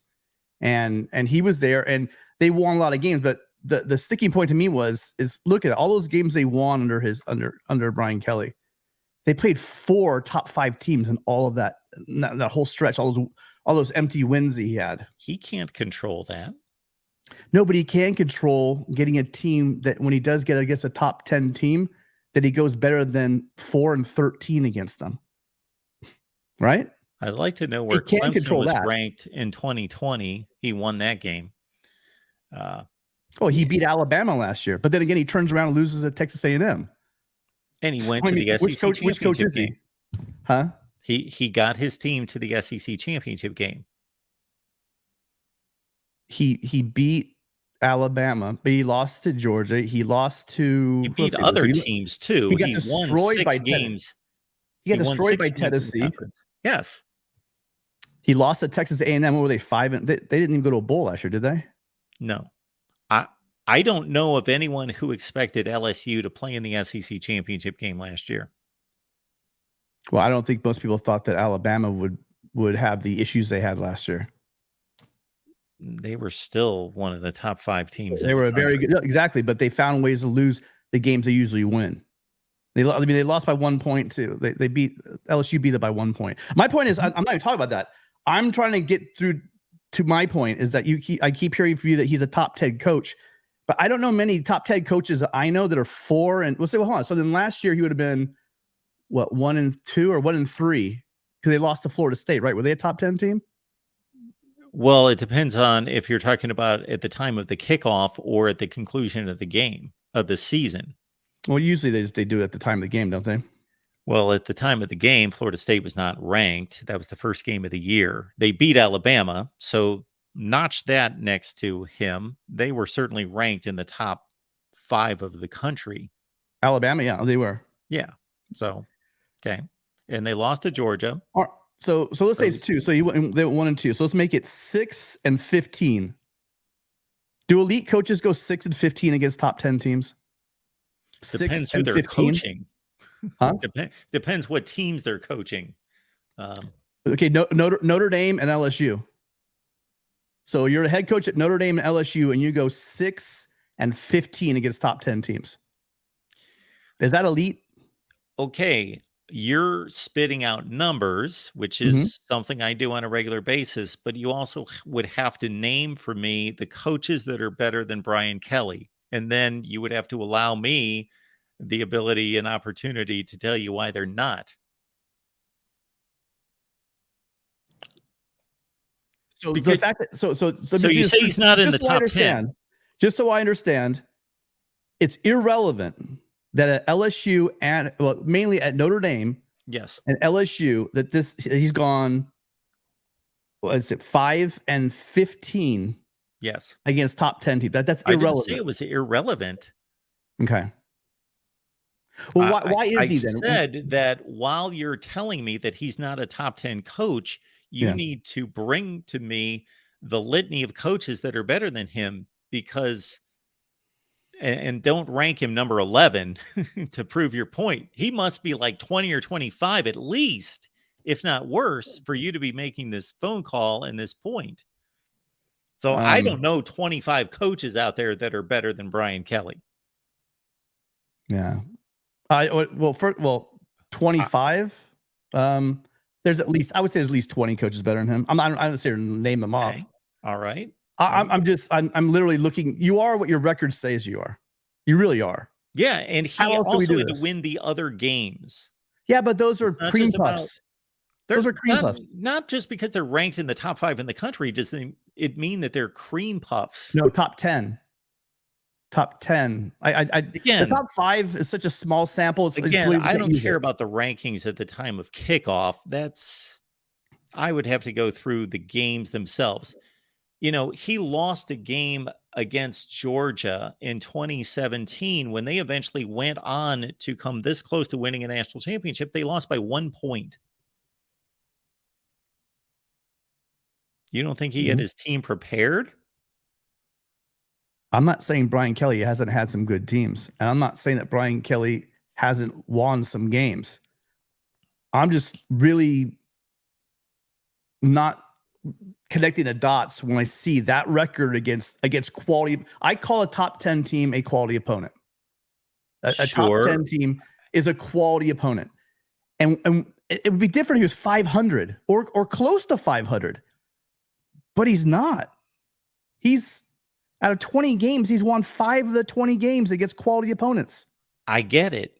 I understand. I knew that before you called. Okay. But I'm not hearing the 20 or 25 coaches that are better than Brian Kelly. I can't find 25 coaches or 20 coaches out there that I would rather have coached my football team than Brian Kelly. I don't know who those guys are. It's not Steve Sarkisian. It's not. No. I don't know that I want James Franklin running my program ahead of Kyle Whittingham or Brian Kelly. I would love to pull up my rankings from this past off season. I believe I had Kyle Whittingham like 6th in the country. So yes, I had Kyle Whittingham ranked ahead of Brian Kelly. Yeah, I mean, there's probably 3 or 4 in the Pac-12 I would take over Brian Kelly. There's really? there's at least 4 or 5 in the and they've accomplished more than Brian Kelly. You're talking about accomplishments, and you're going to tell me that they've accomplished more than Brian Kelly. Of course, you're saying Lincoln Riley, Kyle Whittingham. That's a given. I guess it's a given. They're not in the same conversation. Those two. You talk about losing a lot of big games in blowout fashion. Lincoln Riley's made a career out of that. Really? How many blowouts is the biggest Lincoln Riley? Well, anytime they play anyone on a national stage, for the most part. What about going to the shoe? They haven't looked great. What about 2017 against Urban Meyer, going into the shoe and blowing them out?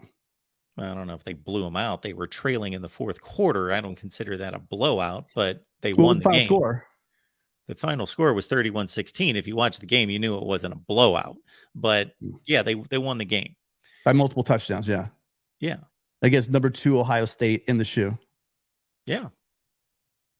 I mean, he has some pretty good wins. He has a Cotton Bowl win. Again, the point was about him being a top 10 coach, and I'm not hearing 20 coaches that are better than him. So when I say a coach is a top 10 coach, if you laid out your list of coaches and he was number 12, then that to me doesn't prove the point. 10, 12, 8. The last time I ranked coaches this past offseason, I clearly stated between like 7 and 15 was like that close. If you're an AD, isn't part of your criteria is your ability to actually beat the elite teams, not just win the games you're supposed to win. So we started a conversation because you'll have no argument from me. There's very few people doing this. Who else is doing this? Like 4 coaches. Jim Harbaugh wasn't doing it until Jim Harbaugh still, aside from Ohio State,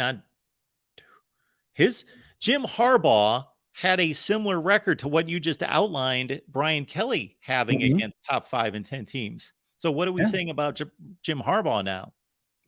That he's a great coach. I mean, if you go a great coach over like 1 or 2 seasons, Jim Harbaugh goes like this. He's like he was up at Stanford, did great at San Diego, and worked his way up, and then went to the pros and came back and struggled mightily in Michigan. What Jim does really well is he does that power football game against teams that have elite fast defenses, and he just runs it down their throat.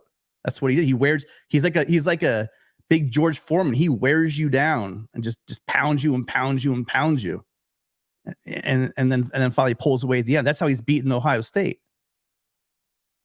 So I mean, do you think Jim Harbaugh's a great coach? The point I was making is that if you look at Jim Harbaugh's record against top 10 teams and James Franklin's record against top 10 teams, James Franklin's terrible. They're pretty similar to, but James Franklin still, again, what you're not doing, Tim, is showing me who's better than these coaches, because James Franklin, I'm not going to sell anyone that James Franklin has achieved in big games either, because he hasn't, but there's really not that many coaches better than him.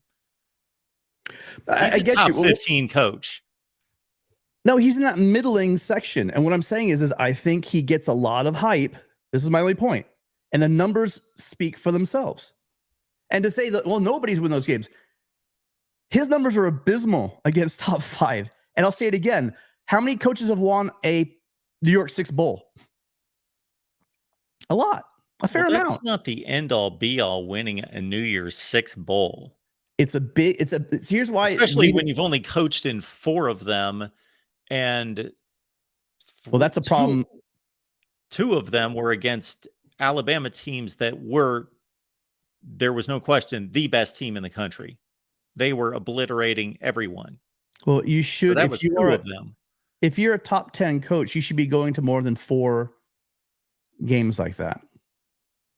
The other one was against a Trevor Lawrence team that was undefeated and won the national championship. They obliterated everyone, including Alabama, by 4 touchdowns. And the other one was an Ohio State team that was an NFL team that was coming off a national championship.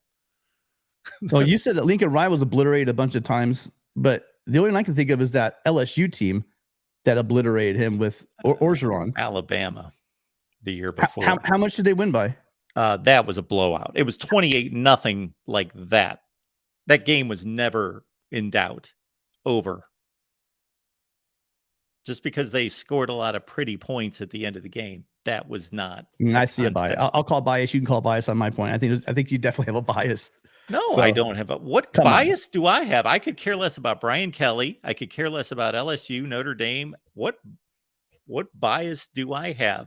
I just pointed out to you that a game that ended up 38-27, I believe was the final, 45-34, 11-point game, was never a game. It was 28 in the first quarter, it was a bunch of turnovers, right? It was like at the beginning of the game, there was a bunch of turnovers. Regardless of what it was 28-0 Alabama, and Lincoln Riley got obliterated in that game. The game was not close. Yeah, there were 2 or 3 turnovers early in the game, and they called themselves back.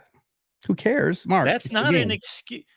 You're making an excuse for Lincoln. He got blown out in that game. It wasn't a close game. We're just going to watch the next. We're just going to watch the next couple of years. A close game. We'll just watch the next couple of years. You absolutely have a bias against Lincoln Riley.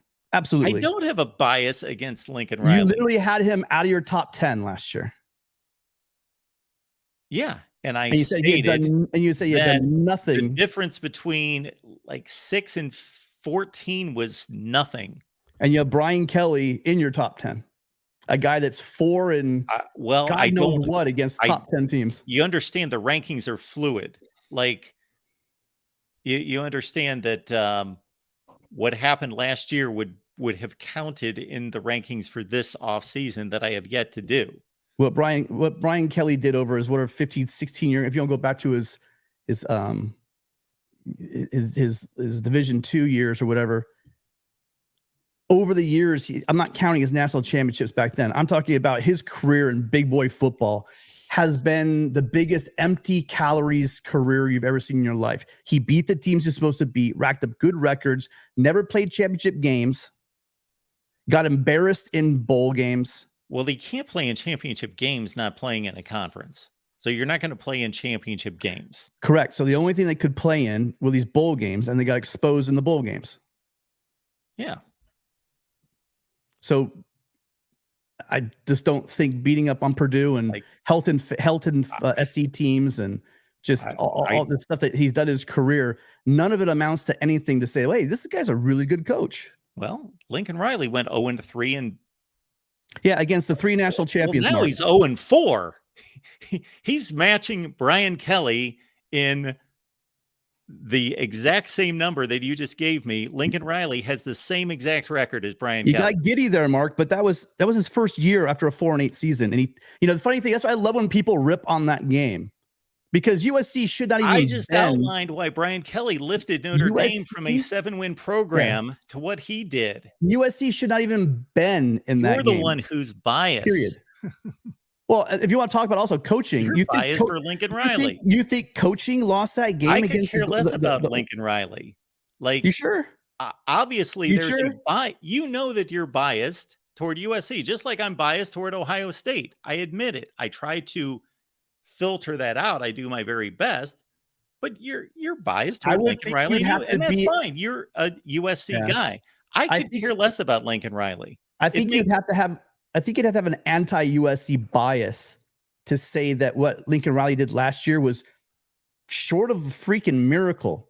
Because one of the things you had against Lincoln Riley when you said he was out of the top 10 was that he was handed the keys to, and I would argue that because, Oklahoma was struggling before he became offense coordinator.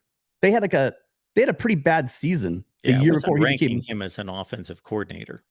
Well, and then he became the head coach, and then they won at least 10 games a year, and he was going, you're right, and they were losing to the national champions. They lost to a really good Alabama team. They lost to a really good Georgia team. I just cited Brian Kelly's New Year's Six record is basically what Lincoln Riley's is. They're almost exact. You want to know the difference? Except what the difference is, he didn't lose to Tulane. No, you want to know what the difference is? The difference is Brian Kelly's been around 15 years. Lincoln Riley's been around 6. And he's already been to that many games. Lincoln Riley was handed a much better program at Oklahoma than Brian Kelly was handed at Notre Dame. Say again?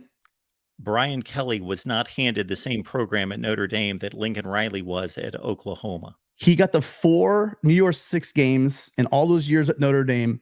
And Lincoln Riley in 1 year took a 4-8 USC team and took him to a New Year's Six.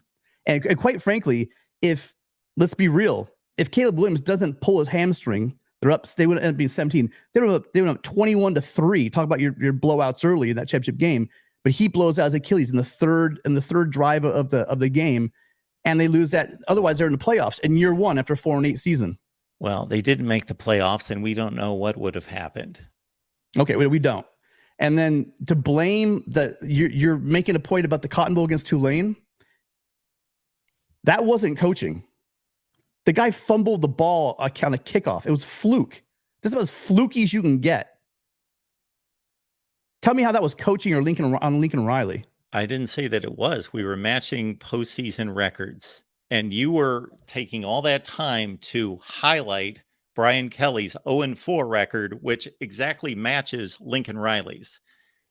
We'll look at Lincoln Riley's Brian record. Kelly has had to face tougher competition in those 4 games. Really? Yes. So what was it? Let's go through people. Lincoln Riley. Tulane. Let's look at the Lincoln Riley teams that he lost to. So he lost to Alabama. Did they win the national championship? Yes. No, they lost by 4 touchdowns in the national championship. Oh, the Clemson.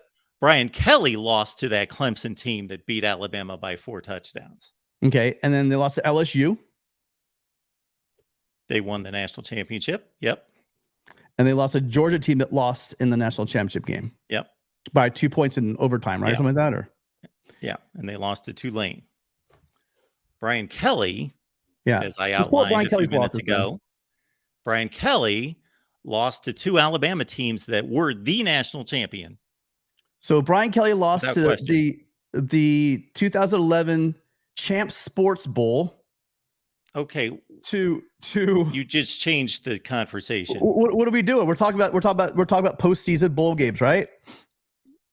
Well, no, we weren't. We were talking about New Year's Six, and we were talking about playoff and championship games. But now you've changed it because I think I checked that one off in Brian Kelly's favor. But go ahead.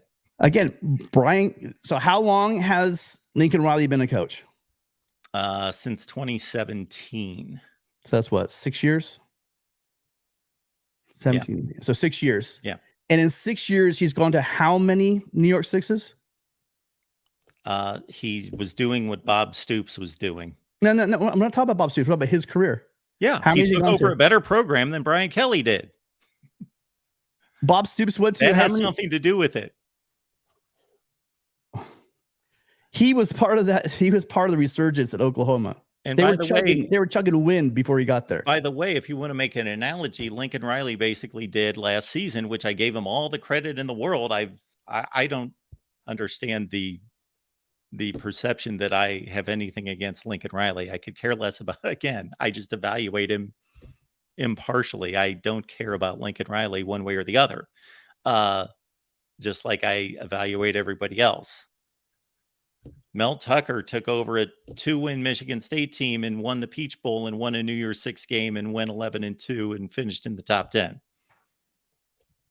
Okay. We're literally comparing Brian Kelly to Lincoln Riley. Is that what we're doing now? No, I was just giving you an example of a coach who took over an awful football team and then won a New Year's Six game the next year. It's happened. Other guys have done it. Sonny Dykes just did it. Mm-hmm. But Lincoln Riley's won everywhere he's been. Okay. And so it's is not Brian because- Kelly. And he doesn't need. Lincoln Riley's never won 4 games in a year like Brian Kelly did. Brian Kelly has won everywhere he's been as well. All right. Well, I'll stand by the fact that you think that we'll just remember this going forward, that you feel that Brian Kelly's a better coach than Lincoln Riley. No. We are having a discussion about what's going on right this second. They were Stoops wasn't really Stoops the year before Riley got there. They went 8-5. They were 8-5 before he got there as an offensive coordinator. And yes, the year before correct. They won the Big 12 and they finished in the top 10 in the country. Mark, did they win with defense in those years?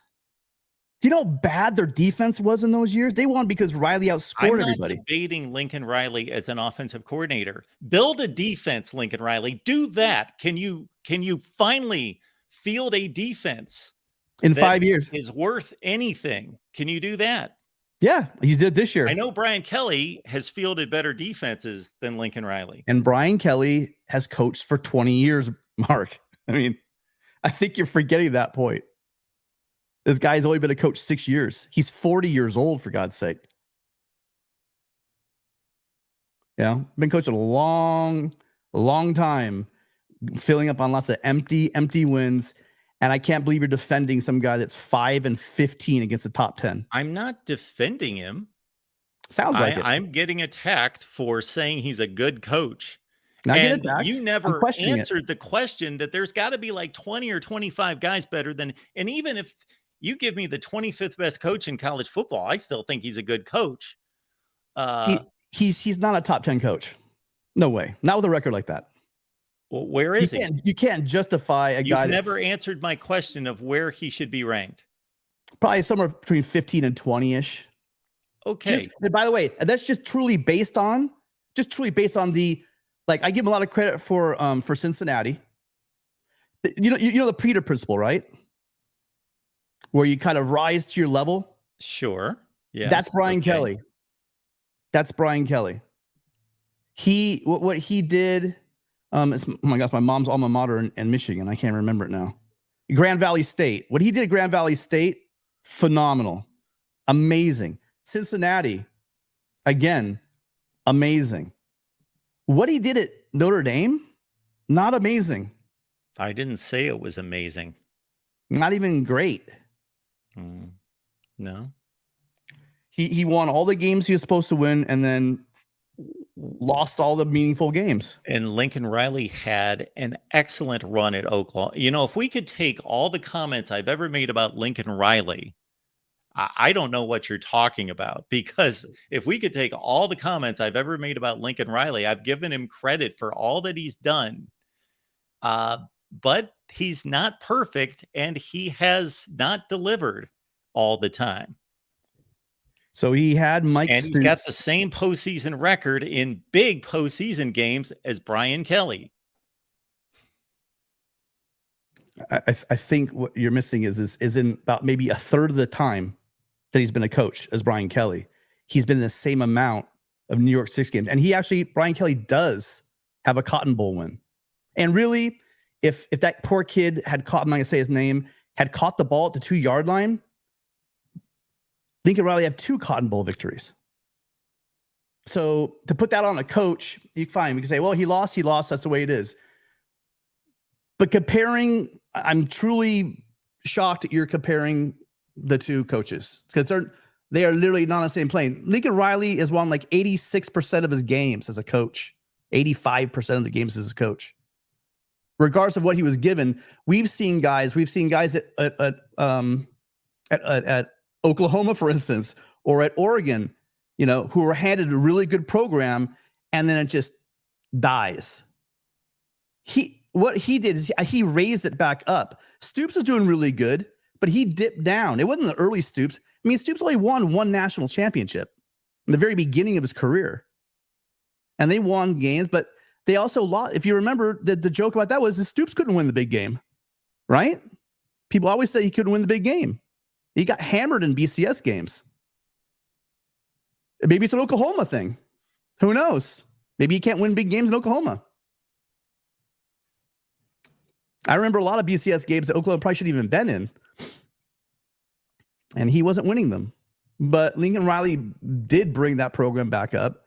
And he did just bring up USC back up.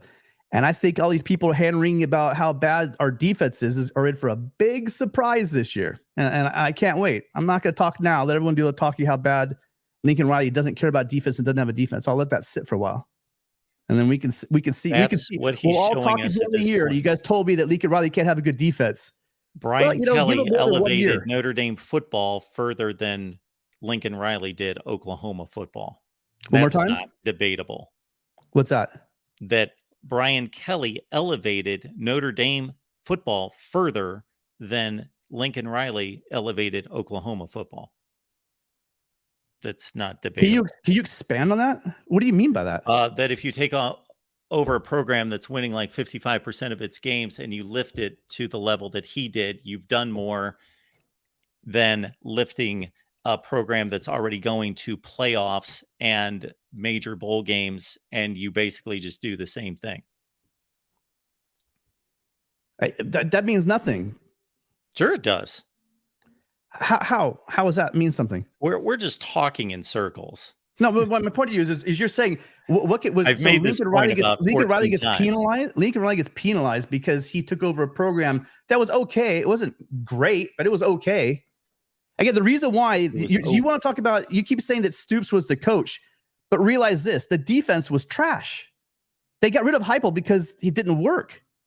And they went 8-5, and they bring in Lincoln Riley in his offense, and we saw he won Heisman trophies with that offense. I'm still trying to hear of the 20 or 25 coaches that are better than Brian Kelly. No, I'm not. That's not the point. The point is for that.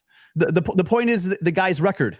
That's what I'm waiting for. I'm waiting for you to justify how you put a guy in the top 10 who literally is 5-15 because against there top 10 teams. Aren't 10 or 12 coaches better than him. That's why. That's how I've done it. No, we'll disagree. We'll see how Brian Kelly does the next couple of years. We'll see Lincoln Riley. And that it's fruitless to argue it right now. And that will you're setting your decision. And that will be completely inconsequential to what we just talked about, because then I'll rank them. It's a fluid situation. It is a fluid situation. He was an annual disappointment at Notre Dame. They had some of the best offensive lines I've seen in probably the past 20 years. They had a couple. 2012, they were not a disappointment when they went to a BCS championship game when nobody in the world. What was the score of that championship game? They got blown out. They went to a BCS championship game when they weren't even ranked. They weren't good enough. Clearly, were they the second best team? I understand they weren't good enough. You're speaking obvious claims to me. No. You don't think I know that Notre Dame wasn't good enough to play Alabama? Mark. Nobody else in the country was good enough. You're not hearing what I'm saying, Mark. Georgia. You're not hearing what I'm saying. There were other teams that were more deserving to be in that game. They got gifted. Right. So why is that an achievement? They got gifted in there. That was not an achievement. Not an achievement. Taking over Notre Dame when they're going 7-6 and lifting them to a BCS championship. You make it sound like Notre Dame is like, no offense out there, Purdue. But Notre Dame is like Notre Dame. You should be able to do that. You are taking basically the worst coach to defend in Lincoln Riley and saying that it's national championship or bust is basically what you're saying. And otherwise, you've done nothing. I'm saying that I'm the worst. I'm taking the worst coach to defend Lincoln Riley in that way, in that manner, in that context. Yes. No bias, huh, Mark? Because if the national championship is the standard, then Lincoln Riley has continued to fail in doing so. How many coaches won a national championship since Riley's been a coach? How many coaches have won a national championship since he's been a coach? If we would rewind this conversation 30 minutes, you're basically taking my bullet points and using them. 6 years. I was making these exact points like 30 minutes ago when I was telling you that nobody is winning in this sport in playoff and championship levels except for you're banging your point, not mine. I'm saying to you, how long has he been a coach? How long has Kelly been a coach, a football coach? 30 years? At Notre Dame, it's 30. been How many years has he been a head coach? a long time. A really long time. Yes. And you're comparing that and a record against a guy's been a coach for 6 years. And instead of saying, wow, this guy's been a coach for 6 years and he's been to the playoffs how many times? He took a 4-8 team and took them to what? See, that's what I'm saying. And I'm hearing you defend a guy who's been around for 30 years and has an abysmal record against quality opponents. And and you're talking about Lincoln Riley like he's Dabo Sweeney, and he lifted a program from the dust to national championship status. When did I say that? Now you're putting words in my mouth, Mark. You know that I didn't say that. That's not what I said. Let's look at Lincoln Riley's record against top 10 teams then. Good to talk to you. We are reviewing stuff that we've reviewed 80 times, and there's 3 people waiting. Although what's this record then if we reviewed it 80 times? I don't even know what you said because I've grown tired of this conversation. So Lincoln Riley is 1, 2, 3, 4, 5, 6, and 3 against top 10 teams. He's 6-3. He has more top 10. He has more top 10 victories in his 6-year career than Brian Kelly has in 30. Who have they defeated in those games? Number 2, Ohio State in the horseshoe, 31-16. Yep. They beat Texas 39-27. Yeah, they were not a top 10 team. They beat. We're going on at the time of the kickoff. Yes, that's why I'm having you read off this list. So we're gonna cross off the Iowa States and the Kansas States from, and we're gonna rewrite national championships, and because national championships don't matter because neither one of them have won a national championship. So that. Oh no, I'm just saying your criteria usually is what you feel is important, which is fair enough, but it doesn't mean it's real. I mean, how else are you going to do? We're looking at, are you doing the research to look at all these teams and find out where they were at the end of the year and do all that? I mean, that's just a waste. I'm not spending that much time on this. We've spent a lot of time on it. I'm just blown away. We've spent way too much time on it. Now until the other time, you forget who you're talking to, and I can tell you where those teams finished. From now until the end of time, I'm going to hold you. I'm going to hold you to this. That you told me Brian Kelly's a better coach than Lincoln Riley. I didn't. No. Yeah, you did. I told you that I ranked him higher, and I don't even know what the rankings were exactly, like 9 and 12 last season before this next season, in which, of course, I would have elevated Lincoln Riley, and I still have that opportunity to do that because I'm sure it'd be somewhere around 8 or 9. Okay. All right. Yeah. All right, Mark. Probably in that range. All right, Tim. Good to see you. All right. That discussion just went on way too long. And again, with all that discussion, what was never answered was, where are these 20 or 25 coaches that are better than Brian Kelly? Because of everything that was stated there, the attack was that I ranked Brian Kelly too high, which I don't even know where that was. It was around number 8 in the country, 8 or 9, something in that range. I know Whittingham was 6, and I know Kelly was after that, 7, 8, 9. Okay. Jeffrey, we'll get to you in 2 seconds. So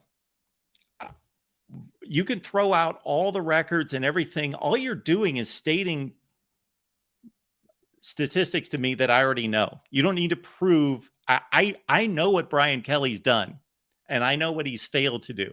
I already know that. That's why I was having him read off the teams that Oklahoma defeated as a top 10 Lincoln Riley coach team, because I know where they landed at the end of the season. So the ranking at kickoff can be a bit flawed, or can be a lot flawed, as our buddy Chris Foot knows from calling all the time, talking about BYU beating a top 10 or a number 3 ranked Pitt team that finished 3-7-1. So just clarifying on some of those points.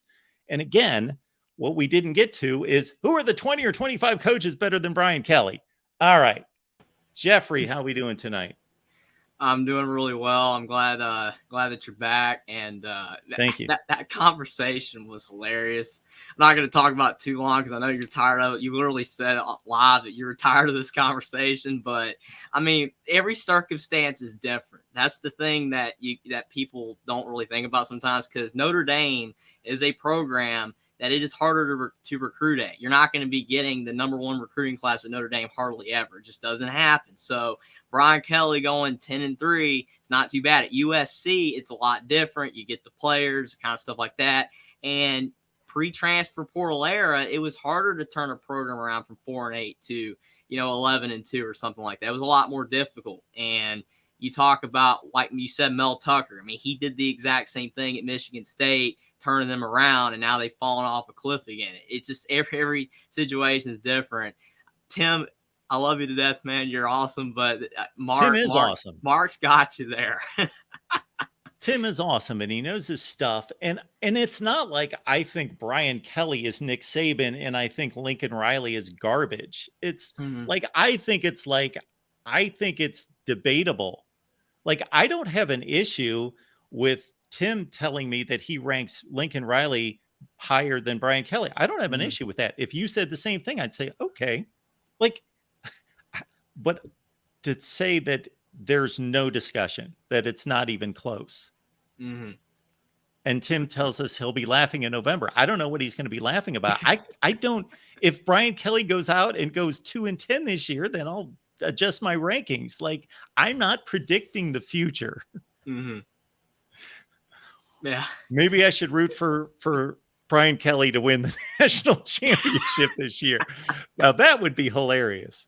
Oh, then obviously people will not be expecting that at all, but you just never know.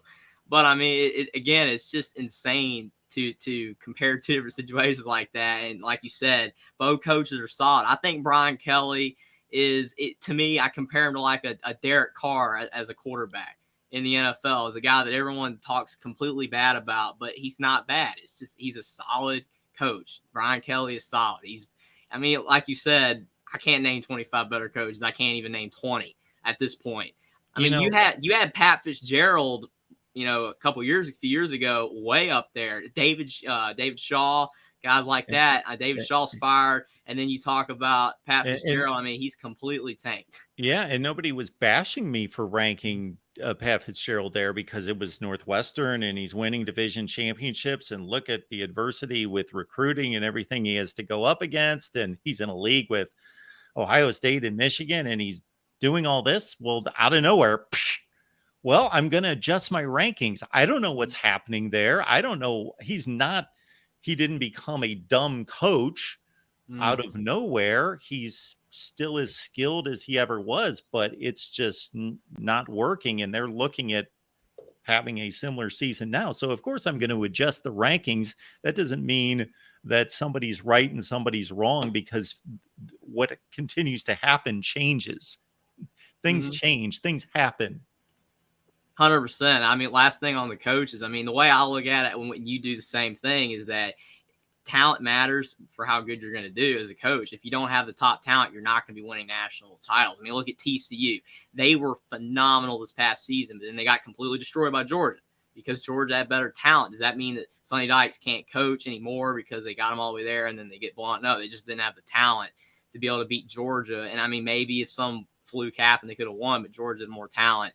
But I give more credit to coaches like that don't have the talent because they don't have the talent versus guys that do. That's why James Franklin at Penn State gets flack, because he's got top talent and they're not winning more than they are. So, it's different there versus a Pat Fitzgerald. If he goes 8-4, it's a great season because they just don't have the talent. So, that's why he should be ranked higher for what he does. And if James Franklin goes 8-4, we all know that it's easy. But that's why Brian Kelly left for LSU. That's why Lincoln Riley left for USC, because they're better programs with better financial situations, more glamour of where they're at than Notre Dame and Oklahoma. So they both left for a quote unquote better job.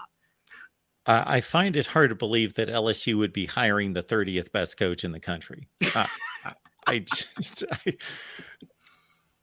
Ugh.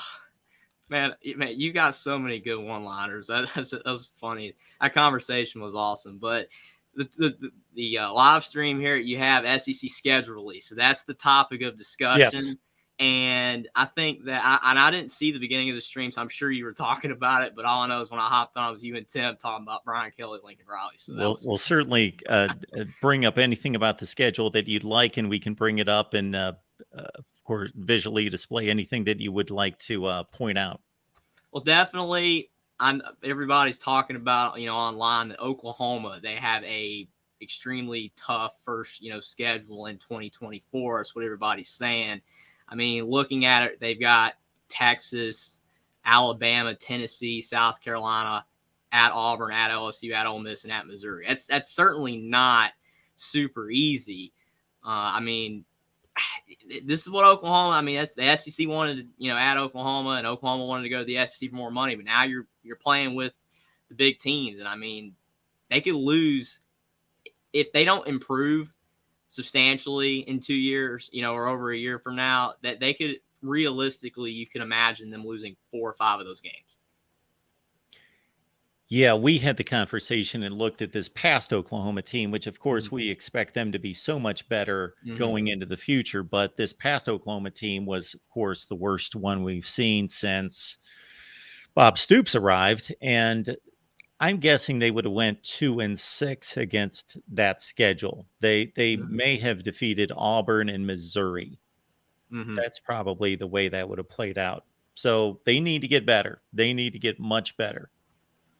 For sure, because, I mean, if they don't, I mean, Alabama is going to still be extremely tough. Tennessee, as long as they continue to be really good. Texas are they back? I mean, the are they back thing just still is one of the funniest things ever. I mean, I think that Texas is getting a lot better, but until they substantially win, you just don't know.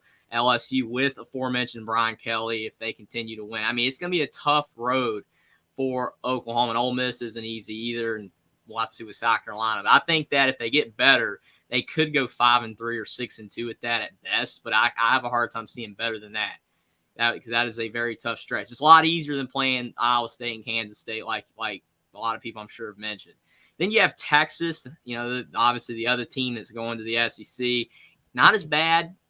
I mean, it's not as bad. At Texas A&M and at Arkansas are 2 tough games, especially if A&M does improve again. That's a tough game. If Arkansas improves again with Sam Pittman, those could be 2 really tricky games. Oklahoma will be tough. Georgia, Florida. If Florida gets better, maybe, but I think Texas is a little bit easier than Oklahoma's as of now, unless these teams change. What I find interesting about the overall concept of it, not looking at the specific schedules, is the SEC, they didn't tell us the recipe. They gave us indications to what they valued and what they did. So you missed this portion of it, Jeffrey. So taking this from the top, number 1, they said home and away designations in 24 were built with the provision that no school will travel to the same location to which it traveled in 23. You know what my response to that was? That's stupid. Who cares? Who cares where they traveled in 20? You are starting fresh, brand new. Look forward, look ahead, build the best schedule you have. And possibly can. Now, if that did not get in the way of that, fine, whatever. They're looking out for a few fan bases that don't want to go to a certain location again. I just don't even understand what that has to do with anything. Who cares? Move forward. 2024 is a new year. Who cares who traveled where this past season? Okay. The opponents were determined based on 2 primary factors: traditional opponents, so rivalries, and balance of schedule strength. So perfect. Those are the 2 most important things. Protect the rivalries and build a schedule that's as fair as possible. Great. They didn't tell us how they were going to do it exactly. They gave us indicators here. So the balance of the strength of schedule was based on each school's winning percentage since 2012. So what I did, Jeffrey, was I kind of fought through every program, because I would have an issue with this system if there were schools that were so tremendously different today than they were 10 years ago. And that's really not too much the case. Florida and Auburn would be the 2 near exceptions that were much better 10 years ago, but certainly they've got the resources to amend that and to become contenders again. And then Tennessee, I guess, on the flip side, although maybe we're giving them a little bit too much credit, they've had one big season, so they haven't really proven that they're back. And then they did the same thing with Oklahoma and Texas, and then they ranked in everybody by winning percentage. So I found that interesting. But so each school's schedule will include 4 opponents, 2 home, 2 away, whose winning percentage ranked among the top 8 conference winning percentages. And then also will include 4 opponents, 2 home and 2 away, whose winning percentages ranked among the second 8 conference winning percentages, or the bottom 8 is what they mean. And the way I interpret that is they didn't want to brutalize Georgia and Alabama too much, or lift up Vandy too much with too easy of a schedule. Because if you went simply by the percentages of the last 10 years, well, Vandy would play like the worst teams every year. And so they want to at least give them 2 of the top teams. And the same thing with Georgia, and especially Alabama, who's obviously had by far the best record over the last 10 years. They would all play all the best teams in the conference unless they put in that provision. So they didn't tell us, like the Big Ten basically told us exactly the model. The SEC kind of gave us what they looked at, but they didn't tell us how they determined that, if you follow me. Yeah, that's really interesting. And I think I called in on the Big 10 release show, which you still weren't back yet. But I mean, the biggest thing that really struck me with the Big 10 is how, instead of it being kind of like where every schedule is kind of like even every single year, for example, like Indiana in 2024, their schedule manageable. They don't have Ohio State. They don't have Michigan. And if they're actually a competent team in 2024, you think they could realistically make a bowl game because it's not that bad of a schedule. But then in 2025, it's brutal. I mean, it is a extremely difficult schedule. So it kind of seems like the Big Ten is going more with one year it's kind of easy, the next year it's kind of hard. Whereas here, even though, like you said, they didn't really give all the tidbits away, it kind of seems like they're trying to go for more of it being equal every single year, which, to your point, is completely impossible because you've made so many videos talking about this stuff before they even started to release it. Now how we're seeing it in front of us, but it's impossible to have everybody's schedule equal. There's no way you can do it. But I do think that making it where it is more equal, as best as you possibly can, is better because at least it will prove who's good and who's not better. Because, I mean, if someone has an easy schedule and you go 9-4, I mean, it's harder to say they're good than if a team has a brutal schedule and you go 8-5. I mean, it's like that team's still better. That's why you see, like, that one year, I remember when Auburn played Purdue in one of the bowl games. It was actually, I think it was the bowl game when Tyler Trent passed away a few days later. I was so unfortunate, still remember that. But yeah, Purdue was like 8-4, and Auburn was 7-5 or something like that. And Auburn beat them 6-7. Purdue was 6-6. Oh, Purdue was 6-6. I couldn't remember, but I mean, I think Auburn's record was a little better, but still, Auburn to beat them. And if Auburn had the worst record, they still would have beat them by that much because they had a better team. It's really unfortunate. I mean, I know this has nothing to do with what we're currently talking about, but basically, to make these schedules as close to equal as possible is smart. Like you said, the SEC is trying, at least it seems. So I wish they had gone to 9 games. Or the Big Ten would have gone back to 8, because I really wish all the conferences would go to back either 8 or 9, because it should be that way. I know you've talked about it as well, but they're never going to do it, or it's going to be a while before that gets rectified. But the SEC just wants to get as many teams in bowl games as possible. And the Big Ten, they're looking at the financial revenue for it on TV.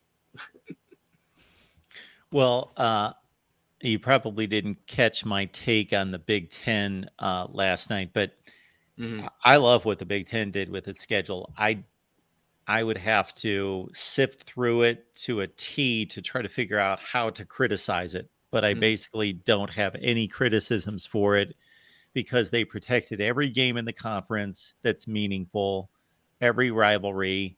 They left it up to the schools to determine rivalries. They had the difficulty of trying to make it logistically work in terms of mileage and the travel back and forth. They did that. The thing that they did that I love, and of course, not listening to me, but I've been talking about this for 10 years, that not every school has the same number of rivals. So every conference is constantly determining that everybody has the same number of rivals. Everybody's got 3 rivals, or everybody's got this. No, they don't. So why make up rivalries? Don't do it. So the Big Ten, thank you. Northwestern Illinois, those are the only 2 rivals they have. That's it. USC and UCLA, until something changes, that's it. Iowa, on the other hand, Minnesota, Wisconsin, Nebraska. Great. Protect all 3. You can do it. You don't have to have everything as a cookie cutter. Yeah, I mean, it doesn't have to be like you said, where every team is the same amount of rivals. The only one that was interesting to me, I did ask this to Tony when he was doing the Big Ten show last week with the schedule, and Indiana, Michigan State was not, completely protected. And I get that it's not I've always, when I was younger, was always confused. Why is this a rivalry game? But it's got a trophy. So, I mean, it has a trophy. So to me, it's a rivalry game, even if it's not really a rivalry game and logistically, but I mean, they do have it protected for the next 2 years, but after that, it's up in the air. So who knows? But I mean, did you feel like that one should have been completely protected, or what they did was fine because it's not really that big a deal, even though it has a trophy? Yeah, I don't think it's a big deal. I don't. I know it's Indiana. you know Indiana football. Therefore, you were smart enough and knowledgeable enough to bring that up. I guarantee we've got 119 people watching right now that no one knows anything about Michigan State's trophy game with Indiana. I do. I couldn't tell you what it is. The old brass spittoon. Yes, that's what it is.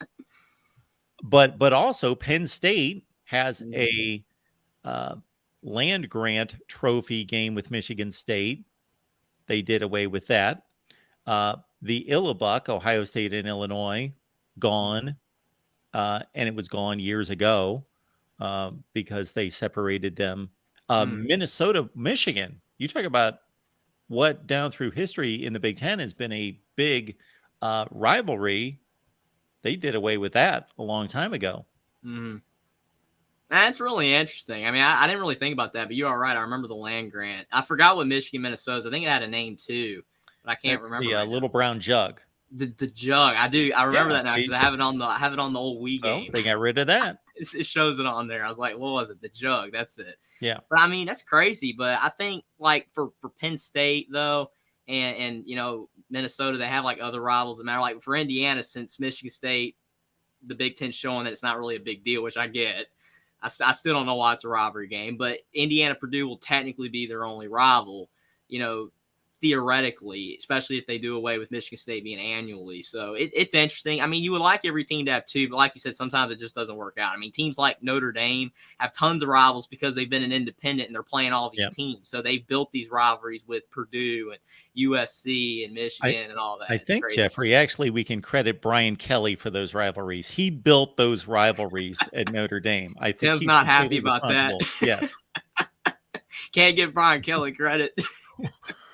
Well, what makes me laugh as well, and this has nothing to do with the SEC schedule, is somebody commented after I said we have 119 people watching. Somebody commented that there's one person watching. I'm guessing that they're watching on one of the SEC channels, like one of the ones that nobody watches, apparently, and to them, like one person's watching. But so I just found that kind of funny. So to them, one person's watching, but if you think about it, person, sir or miss, whomever you are, just by the 2 of us talking, there's more than one person watching. But anyway, I thought that was kind of funny. But there was also a comment made about Texas and Oklahoma. Somebody made a comment wanting to know, oh shoot, I lost it. Something about the way they're treating them or how often they're going to be played. That's the secret in this formula. Nobody knows. We don't know. Yeah, I mean, sometimes stuff being secret, I mean, it makes it more interesting because we'll kind of like figure out more as it goes along, and it's not all kind of like presented to you. So sometimes it's better to know almost everything, but sometimes it's a lot better not to know, because then you can be surprised or figured out on the way. It's crazy. John, John, I'd love to pleading. call in more on the Big Ten live show, but Yes. it's at a bad time. Oh, sorry about that. When do you need that to be, Jeffrey? We'll move it for you. Well, I mean, usually I call in like 10:30 or later. I love to call in earlier. It's like dinner and then I got stuff going on. Okay. But, I mean, I try to call in sometime, but I mean, because you guys are all awesome. One Scoop John's awesome. I tried to call into him on the other show last week, but he had to leave, and then Tony came on, and I was talking to him because I was in the back room when One Scoop John was still on. But yeah, I'll try to call in once. You used to tell me, Jeffrey, that on Saturday night I was on too late. Well, I mean, like, the problem is that I would get on, and then what would happen is that there'd be like 15 people in front of me because everybody's wanting to talk about the big game. So when I got on, I was like, well, forget talking about Alabama versus whoever they play. I'll just talk about Indiana, because nobody's talking about them. Maryland. They got beat by 40. But I mean, the thing is that I would be on at like 12:31 a.m. Like, I gotta go to church. So it's like it was just one of those things where it's like it's a very niche time. Like right now, it works because I called in and only had to wait for you to finally get tired of listening to Tim's argument, and then I could come on. And we love Tim, and Tim's phenomenal. And I just grew tired of it. I was just repeating myself. Anytime I get into, okay, we've gone over this, I'm done. Mm-hmm. I never got the answer to my 20, which 20 coaches are better, but I have no idea. But I had the same thing with Tim a long time ago, because back when I had a live stream with the other guys, and we were doing the most surprising and disappointing teams, I had USC in the honorable mentions. I did not have them as a top 10 surprise team. And Tim was like, how do you not have USC as a top 10 surprise team? How do you have them in the honorable mentions? I thought you knew what you were talking about, Jeffrey. And I'm like, Tim, I don't, because I expected them to go like at least 9-4 or 10-3, and they barely did better than that. So I'm like, to me, they were good because they got Caleb Williams, they got Travis Dye, they got all these players. And I'm like, to me, it wasn't too shocking. And he was like, you don't know what you're talking about. They were 4-8. It's hilarious. Yeah, they were 4-8, and it was a great job done by Lincoln Riley. I'll repeat that. Great job by Lincoln Riley there. And I picked him, I believe, 9-3. But it wasn't shocking because I knew that Lincoln Riley, being the great coach that he is, would certainly have elevated USC football. Yeah, absolutely. I had teams like UConn on the list and stuff like, and Duke that don't usually do well. I had them on the surprise list, not USC. I mean, and the thing is, I even told Tim, I was like, if Clay Helton hadn't gotten fired at the beginning of the season, they do better than 4-8, because USC quit at the end of the season. I watched them play Cal in like the final week of the season or something like that, and they lost that game because of the fact they were barely going out. I mean, the players were barely even running around out there. I'm like, this team's so much better than Cal, and they're losing on FS1 at 10:30 at night in the final week of the season because they don't even care anymore. And I'm like, you're trying to tell me that this is a 4-8 to 11-win team or whatever? No, they should have went around 7-5, 8-4. It wasn't the biggest jump, but USC wanted to go ahead and get rid of Clay Helton. Good stuff on here. Our guy Jason says the college football national championship has never been legitimate. No one can argue that. Well, I always love when people tell us that nobody can argue something, and then other people tell us that something's a fact that's not a fact. Like I'm not putting words in Tim's mouth by any stretch. This is just an example. If he would have said, like some people would say, well, Lincoln Riley's just a better coach, that's a fact. You see this. Well, no, it's not. That's not the definition of a fact. It's always been subjective. That's why college football exists in a limited bubble. I don't understand what that means. Me neither. I mean, the only bubble I remember sports is the 2020 NBA bubble. That's about all I know. I don't know. College football is this vast expanse of conferences and teams. Yeah. When I hear limited bubble, it sounds like he means that it's not that popular because it's limited. Well, it's not as popular as the NFL, but it's extremely popular. So arguably the second most gaining popular popularity, sport. probably.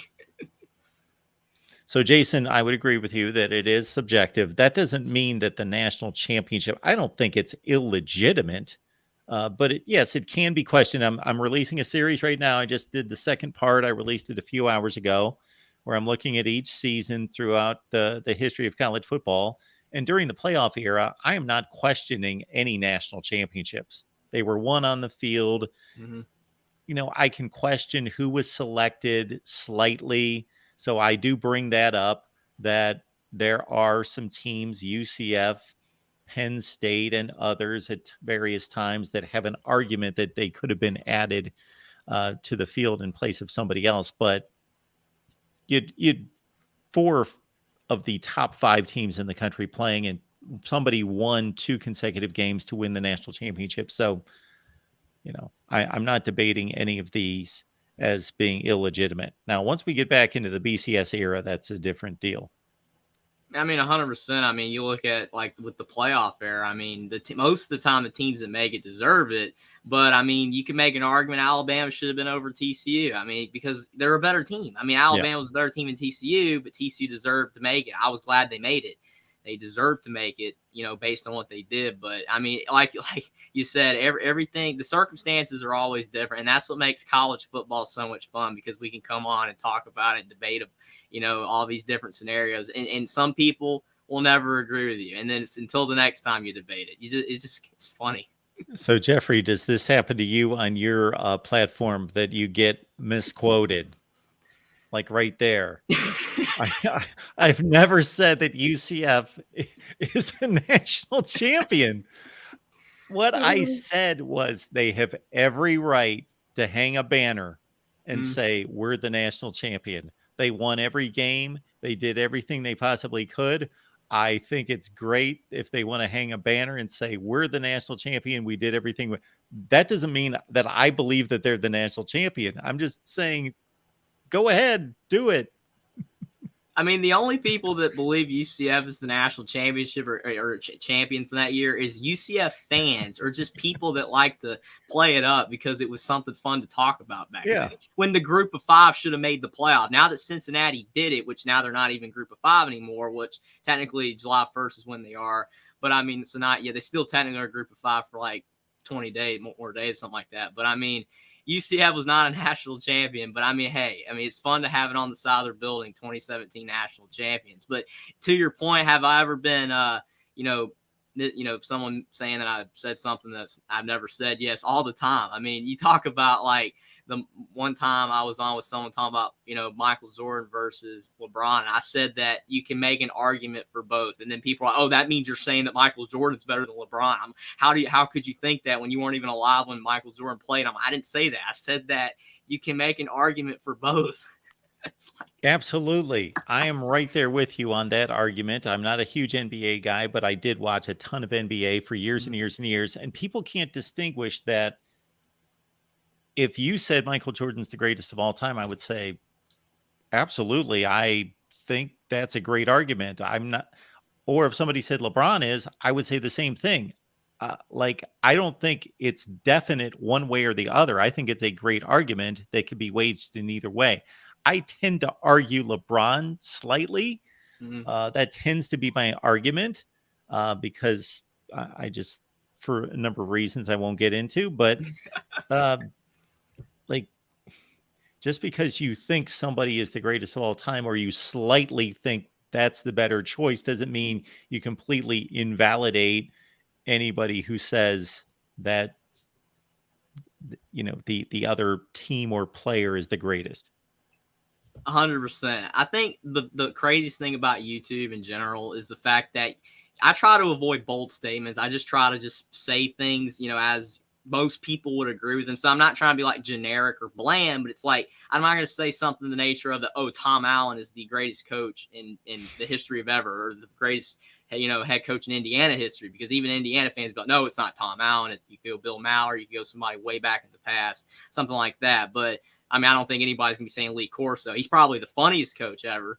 But I mean, I think that, but most people with YouTube, though, it's just, you don't even have to say anything controversial for people to make a controversy of it. You don't even have to. All you got to do is just say something. It's like, for instance, in one of my videos the other day, I just said something nature of it. This player will play center for this team because he's 7 foot. But then someone told me that, no, he's going to be a power forward because he shoots threes. I'm like, centers can shoot threes. They don't have to play power forward to shoot three. I mean, if you're a center, you can still shoot them. It's like, all I'm saying is he's 7 feet tall. He'll probably play center. I don't know, because no one knows what the rosters are going to look like in basketball or football for that matter. It's like someone saying, oh, this quarterback's definitively going to be the starting quarterback. I have no idea whether Indiana's quarterback's going to be Taven Jackson or Brendan Sorsby. So I say it could be either or. But then someone's like, oh, it's going to be Taven Jackson. You don't know what you're talking about. Basically, again, all you have to do is just say something for people to find a disagreement with. And I guess what makes this awesome. I'm going to make one point, and then if you want to hang on here, obviously you can leave if you'd like, but we've got 3 other callers. I may just bring in the free-for-all and just let everybody chime in at the same time as we conclude here. But I've had a little bit of fun recently with naming the dumb fan base of the day. This is not something I planned. It's nothing like that, but it struck me one day when I had a bunch of moron Notre Dame fans that were just completely delusional attacking me on Twitter. And I would never name dumb fan base of the day for one particular person. It's got to be like a legion of people, like 10 or 12 people. Then I say, okay. And it's just a fun thing. People shouldn't be taking all of this big offense to it. So I believe my first one was, again, Notre Dame, dumb fan base of the day, because we had a particular person telling me that Notre Dame was better than Ohio State because they only lost to Alabama by 17 points in 2020, and Ohio State lost to Alabama by 28 points. Even though every other statistic I gave them was completely lopsided in Ohio State's favor, including winning 5 consecutive games against Notre Dame, and finishing, like, I lined up top 10 finishes, top 5 finishes, obviously national championship, everything in the last like 10 years, 15 years. It's not even close. And this person, plus I was arguing that if you actually watched those 2 games, you saw that Alabama jumped out 17-0. They were up 31-7 with just a couple minutes left, let Notre Dame score a meaningless touchdown in the last 3 minutes of the game that meant absolutely nothing, while Ohio State eventually lost by 28, but it was 14-all. It was 28-17 at half. It was 38-24 with 6 minutes left. It was a competitive game. And so you got to watch the game. And so I just obliterated this guy in every such way. But he, meanwhile, had all these Notre Dame fans jumping out in his favor. And so I said, I'm going to name Notre Dame to be the dumb fan base of the day. And I've done this. My last one was Michigan the other day. I have received so many horrible comments on the Michigan channel from people taking offense to this, naming Michigan the dumb fan base of the day, because they were just simply the dumb fan base of the day. But I include in that in parentheses, if it does not apply to you, then don't take offense to it. I completely agree. I mean, that's like the whole issue with like the internet today is people get upset about things that don't even affect them in any way, shape, or form. And I mean, to your point, when you talk about that, it's kind of like that Notre Dame Wisconsin game. That game was really close that one year until the end when Graham Mertz threw all those picks. I mean, it's like the game was close until the end. Or you talk about like if Ohio State and Michigan play Indiana, and Ohio State beat Indiana by more than Michigan, but Michigan beat Ohio State that year, then Ohio State fans are going to say they're better. That doesn't matter. So we're going to introduce our other folks as we bring in, and John had made a comment in the chat. John loves the panel format. I have to admit, I'm going to be very upfront and say, you know what? I hate the panel format. That's why I bring on callers individually so I can talk. I don't want a free-for-all. That's John's thing. That's not my thing, but we're going to do it right here. But first, before we cut George and Hunter, and I forget who else we've got there, Golden Playbook loose, we're going to address this ridiculous comment here from Michael, who says, oh, I don't even know what this means. Ohio State is number 1 in loss margin in the college football playoffs. That's not even anywhere close to being accurate. So, Michael, if you would like to call in and explain that to me, that there is no accuracy in that whatsoever. I don't even know what you're talking about. I don't know. Right. All right, guys. Hunter, how you doing tonight? All right. Hunter will join us when he does. George? I'm doing great. Thanks. Good to see you, George. What's going on? I'm doing great. I'm going to try not to add to the free. I'm going to try not to add to the free for all. I'll just be quiet and watch, unless I really have something to say. Well, we always like to hear from you, George. Hunter left us for some reason. Golden Playbook, Well, how you doing? okay, since no one else is here. Golden Playbook, are He's you here?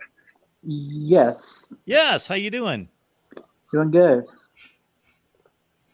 Oh, this is a good one. Hang on just a second, Golden Playbook. Here, Joe Long, who I have begged to call me because he said Ohio State is the most overrated program in the country. So Joe says, Mark, you are clueless. Notre Dame lost to Alabama. Wasn't nearly as bad as Ohio State getting killed by Bama because overrated. State shouldn't have been in the playoffs after only playing 7 games. So the Notre Dame team that lost to Alabama, they belonged in the playoffs after losing the ACC championship game by 24 points. But Ohio State, who beat the ACC champion that blasted Notre Dame, that Ohio State team that beat Clemson by 3 touchdowns, they didn't belong in the playoffs. Right. One of my favorite things is when someone makes a comment and then makes a nickname about a team, like overrated State there. I love also, like, so many people go LS who, and I'm like, you can do that with any team that has a U on the end of it. OS who, I who. I mean, what? It's like, come on. I mean, come up with an actual insult. I love this, that he's invalidating Ohio State's entry into the playoff when they beat Clemson by 3 touchdowns and Clemson beat Notre Dame by 24 points in the ACC championship game. Okay. Joe, please call anytime. He's saying that you hung up on him. Yeah. And that's possible, but Jeffrey, I think you've seen enough and you've talked to me enough. I may have hung up after like 28 minutes of nonsense or something, but like I've never hung up on anybody unless I've told them specifically, right, I am about to hang up on you because you're clueless and don't know what you're talking about. You've only hung up on people after my 3rd call of the night, and you're like, George, you can't call 3 times. That's the only time I've seen you hang up. Oh, guy George. Yes. Sorry, George, for doing that. George has commented to the channel more than anybody in history. That's amazing. The other games are important. When they play Indiana, it's important. I agree. Yes. Go Indiana. So Joe's telling us that when Ohio State played their one game last year, I don't know, that might have been the Michigan game, but when they beat Notre Dame, that wasn't their one game. I don't know. That is hilarious. I don't know. Golden Playbook, are you still with us? Yes. Yeah. Do you have a comment or question? So, like, I don't want to bring it up too much because I know you're kind of getting tired of it. But no, that's quite all right. The Brian Kelly thing. Who? The Brian Kelly, LSU. Yes, I got you. Yes. Okay. I'm not saying Brian Kelly is a bad coach. He just wasn't. He's just not really an elite coach. That's all I got to say. I agree with you. I did not call him an elite coach. I just said he was roughly one of the top 10 coaches in the nation. Elite is usually only reserved for like the top 4 anyway. Yeah. What do you think of Marcus Freeman? Well, right now, like I said, I'm not gonna get my hopes up too much about Marcus Freeman. Of course, he's got to be able to land all those, 5-star players that he was trying to get. So I'm gonna see how the roster, plays out until I say he's gonna be a good coach. But other than that, I think he's his work ethic is second to none, like compared to Brian Kelly's.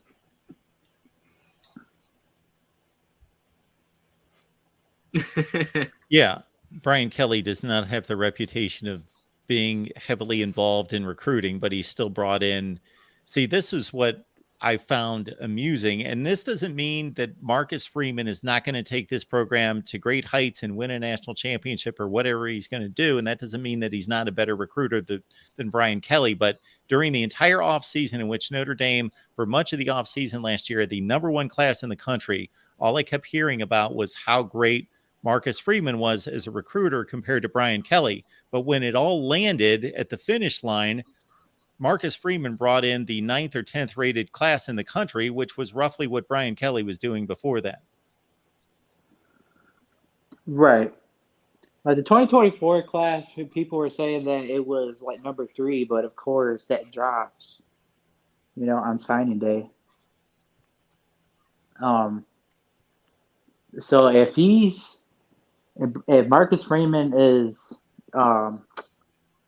if he's at least lower than Brian Kelly, I think that's a good sign. But if he's around the same spot, I think it has to do like with what you guys said with the academic standards. I know it is a little different. It's harder to get talent in there. It could be done, but you just have to put the effort in. That was the biggest issue with Brian Kelly. Like, okay, people could use the academic standards as an excuse, but you got to put the effort in, to get the talent. Because if that's your ultimate goal, to win a national championship, you have to try to go get the talent, We've got a stats update. I've never seen this statistic before that Tim is enlightening us on. 5-15 against the top 10. I don't know who's 5-15 against the top 10. Maybe somebody can fill me in on that. But I'm guessing it's Brian Kelly. Oh, really? Or Marcus Freeman. I thought it was Burger I'm King. guessing. I don't know.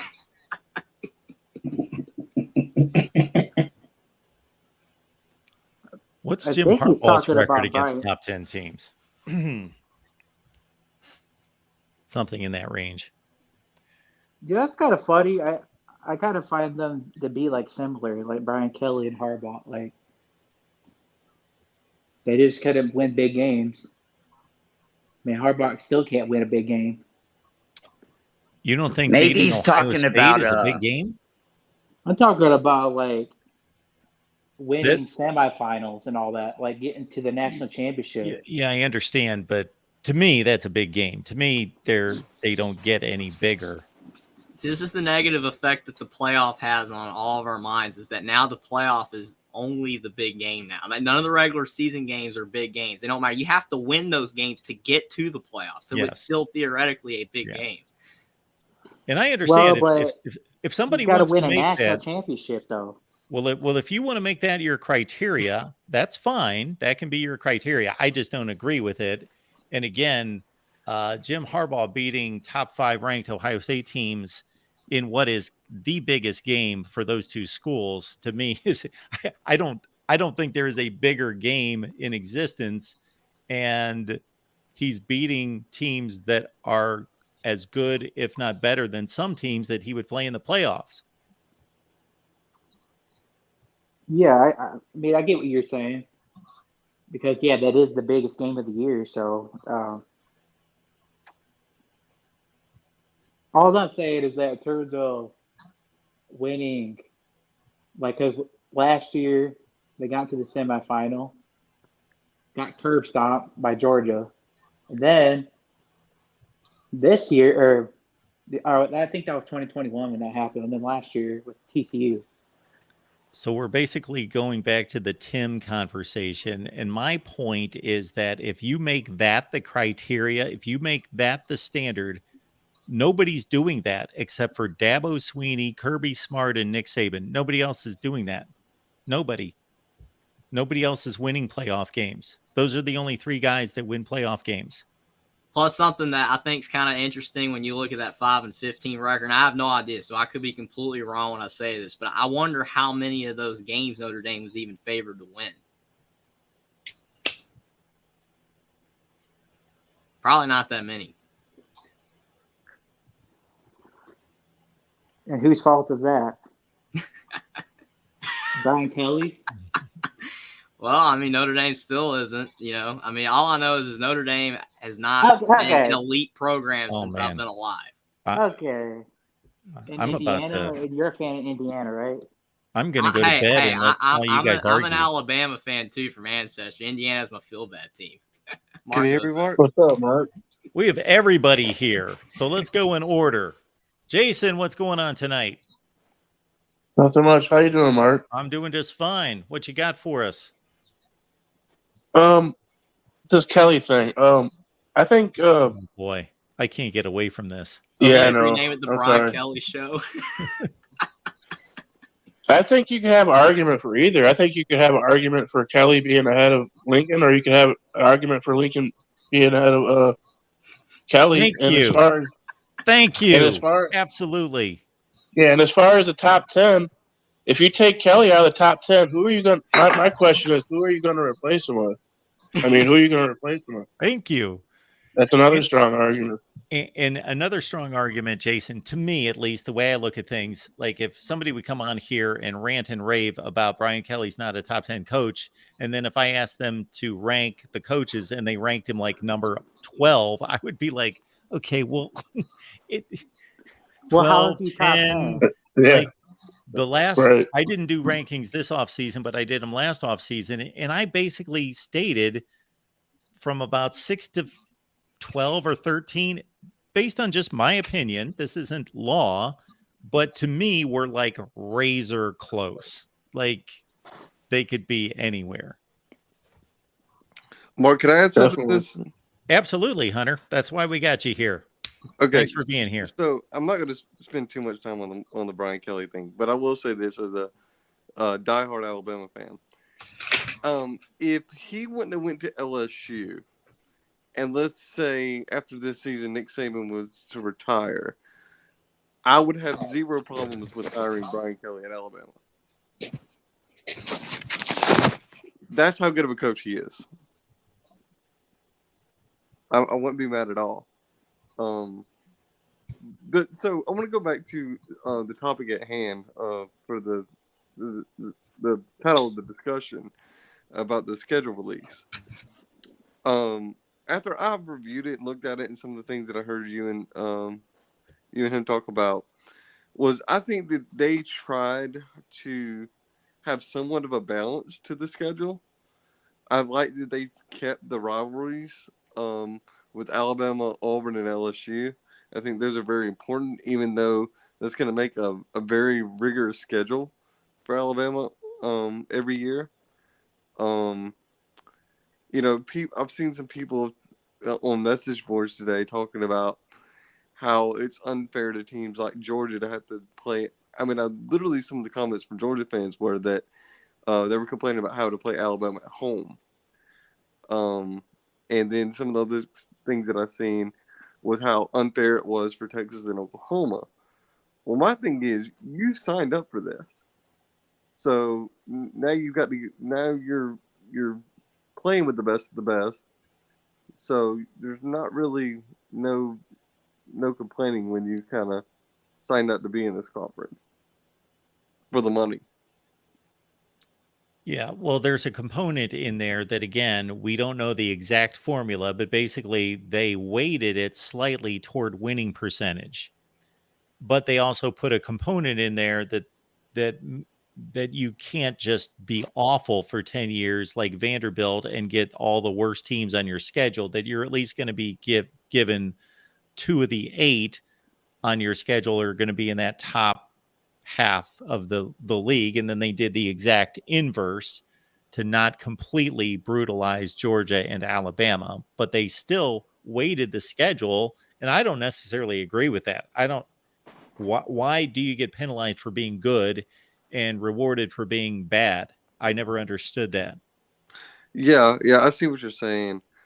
I guess for me personally, the thing that I felt was more important going into this whole scheduling thing was keeping the rivalries alive. I think that would have been horrible for the sport if we would have had to. Oh, I'm not going to say for the sport overall, but it would have been horrible for Alabama to have to to have to lose an LSU or a Tennessee game every year. I think that would have been bad. I think that would have been bad for tradition. And I'm very much a tradition guy. I like the pageantry and the tradition of Alabama versus Tennessee and LSU. If I had to pick, if you had to tell me that one had to go away, I would say the Tennessee game, or the Tennessee would have to go away.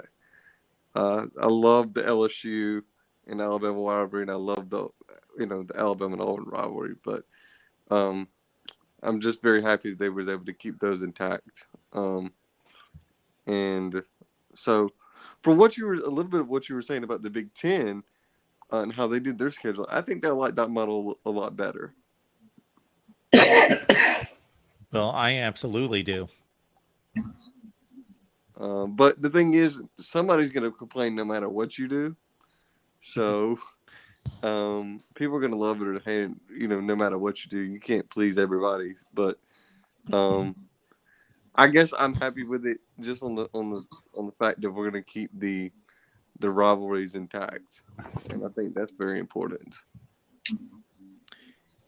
Yeah, so Hunter Shoelace Sooner is saying that I have not heard a single OU fan complain about the schedule. What are you talking about? Everyone I know is excited about the schedule. I just seen some of the things on message boards. I'm subscribed to a couple different like 24/7 Sports and On3. And so there was just a couple comments that I'd seen. It wasn't like overwhelming, but I did see a couple comments about that. And I think the only person I've seen complaining about schedules is Saban. He's been crying about it. That's all I've seen so far. Well, yeah, look, Saban. See, everybody. He's been crying about everything lately, so that doesn't surprise me. Everybody that says that about Saban has came out and said that we should play more conference games. He said that in the past. He's advocated for that. But he's also advocated for what's best for the sport, not what's just best for Alabama. And I think that's the component that everybody's forgetting when they criticize him about his stance on some of this stuff. I think he's very much interested in the sport overall more than he is just Alabama.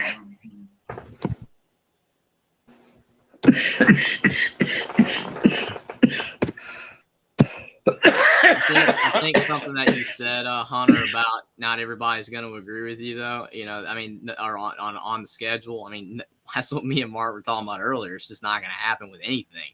I mean, there's people that want the conference to go back the way they were 40 years ago. Unfortunately, it's not going to happen. But I mean, whatever you're going to do with adding these teams and doing these schedules, it's going to be flawed in some way. But I mean, at least to your point that they are keeping the rivalries and they're trying to do everything they can to make the schedules fair, even if, to Mark's point, it's not, completely making sense with rewarding the bad teams and, punishing the good teams or whatever a little bit. Like I said, can't make it perfect, but since they're making the moves, at least they're trying to make it as best as possible, I guess. Oh, yeah, and I want to add one more thing to the whole MJ versus LeBron thing. Why does nobody ever bring up Kobe? Kobe was, in my opinion, better than LeBron. I've still put Michael Jordan at the end. But anyway, I just had to put that 2 cents in. I'm a huge Kobe fan. So what's the SEC's issue with scheduling 9 conference games? I don't understand that. Why is that such an issue? Well, they don't need to. Is it a scheduling thing, or I don't know? It's easier for these teams to get the bowl games when they only have to play 8 conference games. They don't need to. Nobody's forcing them to. But I always hear that the Big Ten schedules weak conferences, but Alabama's playing Austin Peay in Week 11, so I don't understand that. But they won't go to 9 games. Hey, Mark. Get it. Yes, George. Can I would like anybody that is advocating for 9 conference games per year, right? We're going to give them a complimentary entry into the SEC, okay? Now let's name their 9 games. You're going to play Alabama. You're going to play Georgia. You're going to play Florida. You're going to play LSU. You're going to play Texas A&M. You want to keep going? Don't talk to me about 9 games, okay? Because you can't do it, so shut up. You need to man up and schedule you're going to play 9 games. of those games in You a guys row. are the big boys, right? You're the big boys. You can handle it, right? You're Schedule playing 9 against. games, then. You're playing Rutgers. George, listen. You're You playing guys are the Big Rutgers Three in just like Eastern the Big Washington. You guys have a big 3 just like the Whatever. Big Ten. Who are your big 3s? You got Bama, you got You Georgia, you got you LSU. can't even That's get all you past got. South Same Carolina. thing with Michigan, Ohio You State, can't Penn even State. beat You got a South big Carolina. 3 too. I didn't name South You got a big Carolina, 3 too, Tennessee, Kentucky. Are you crazy? Oklahoma, Did you Texas just say A, Kentucky? Texas. Come Come on, on. dude. Like Kentucky's a good team. Come on, bro. Tell me to Unfortunately, play Are you gonna 9. name You Vanderbilt play too? 9 Are you gonna name conference Vanderbilt games. too? last year. Is Vanderbilt good too? Don't worry about the SEC. We're fine. We got this under control. For now, We're going to the playoffs every year, all of us. I'm about to have to go, but I pretty do soon have the one Big Ten question will for be Mark. taking over. Okay. Hang on just a second. Man, we Hunter's need got the a question real right before he now. leaves. The real would make this truly the SEC is the best for sure. Hunter, what do you got? Okay, my question for you is, overall, are you satisfied with this? Yes. I nitpicked a little bit about the winning percentage and that weighting, NFL style weighting schedules more difficult toward Alabama and Georgia and easier for the lesser teams. But yeah, they've protected the games. Well, I can't completely answer that because we don't know what the formula is. They just gave us a schedule for 2024 and they gave us a few bullet points in terms of regardless their of the approach. formula. The Big Ten gave us exactly how they're laying out the schedule, so I could judge that easier. Yeah, I'm saying regardless of the formula, that schedule. If you just look at the way that the scheduling has been done, are you overall okay? Oh, it's a much better schedule than what we have currently in the SEC. Yes. Yeah. A team that I think to look out for this year, really, I think is an underdog in the SEC is going to be South Carolina. I think they're going to be a lot better this year than they were last. They could be better than they were last year. I could see them, maybe possibly winning 9 games. And George, let's not go there with bowl games because what's Michigan's record against Florida in bowl games again? Isn't it 4-1? Yeah, let's not go there, buddy. I got nothing against Western Michigan, man. Is that what you said? Western Michigan? I said Michigan. DJ Fleck's old team was Western. Michigan. Okay. What's the record maybe against Florida Michigan too. I don't know. 4-1. Yeah, let's not go there. I'm not gonna talk too much trash about Michigan. They won when was Michigan's last national championship? They won recently, right? Ooh. Within the last 25 years, they've won one, right? Yeah, and how many Alabama have in the last 10? Florida won in 2008. When was Michigan? I'll give you a better question. When's the last time Florida was relevant? What, 10 years ago? How trash? 2008, maybe. Hey, but whatever. On a bad year, we might win 11 games. I agree, but when was Michigan's last national title? It wasn't that long ago, was it? 30 years, maybe? 97. When was Florida's? Okay. Well, that's not bad. 2008, but still 97. You're still, better than some schools that have never won one. One quick question. They better let the Big Ten. We need to win another one. You're right. Out of the last 10, it's been a while. Yeah, I know. Out of the last it's not like Georgia. Georgia waited 40 freaking years. 41 years. So it's not too late, man. You can beat that. You're not that far down. Just a second, George. We've got Hunter here. Hunter, what you got for us? Out of the last 10 national championships, the last 10 years. Yes. How many SEC teams have won those national championships? Well, all of them except for Ohio State and Clemson twice. It's what, 7 and 3, 7 for the SEC. Okay. Was that a trivia question? No. Okay. I rest my They have case. to be more difficult than that. I was speaking to our lovely Michigan fan over here. Anyway, Mark, thank you. I appreciate you having me on. Enjoyed the conversation. And I'll talk to you another time. Thanks, Hunter. Appreciate you being here. Have a good night. Okay. If I mute anyone, it's to eliminate the noise. So then just unmute yourself when you talk. So I'm trying to find where the the noise is coming from. There we go. Okay. Golden Playbook, are you still with us? Yes. Do you have anything else for us? I just wanted to say, like, because I know you kind of get tired of it, like I said, but Brian Kelly's a good coach and all. Like, he's a really good coach. He may very well do good, at LSU, just because I know the standards are higher at Notre Dame than LSU. So obviously he could probably get more talent. But I don't really see it. What don't you see? I don't really see him winning the Natty there. Well, yeah, I'm not necessarily predicting him to win a national championship. If he does, I would not be surprised. If he doesn't, I wouldn't be surprised. It's kind of like LeBron and Jordan, right.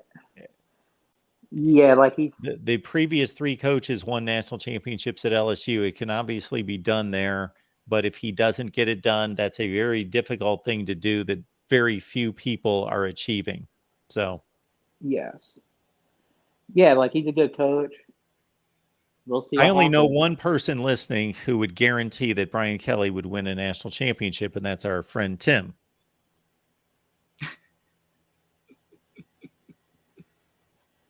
Wait, Tim? I'm going to hop off, Mark. Thanks for having me on. I don't feel like arguing tonight, so have a good one. All right, Jason. Thank you. I think if you don't feel like arguing, it probably will not be the best thing to come on here. Because that's exactly what you do. I did open it up across the board, and I typically don't do that, but we just had 3 or 4 callers, and to wrap it up for the night, I thought I would do this. It's definitely entertaining. Well, that's what we're supposed to be in the business of. So. Hey. About Brian Kelly, yes. I never had any respect for him. I thought he looked like an alcoholic. But then he went to LSU, and now I respect him. He's a great dancer. We've all seen that. And he dumped his old lady, and I think he got some young Cajun girl. He's cool as shit, man. I like him. And he has a good Southern accent. He does. And that Southern accent. I've never seen nothing like that. What a cool son of a bitch he turned out to be. As soon as I heard that, I thought, oh boy, this is already going off the rails. But no, he pulled it together. He's grooving, man. That's a little fishy there to me. Hey, listen. His wife waited till he got a. He's from the South. He's not. His wife, Louisiana. I know. I'm being facetious, but his wife waited till he got $100 million contract and dumped his ass. That she is so rich. She got like $12 million in the bank right now. She's so happy.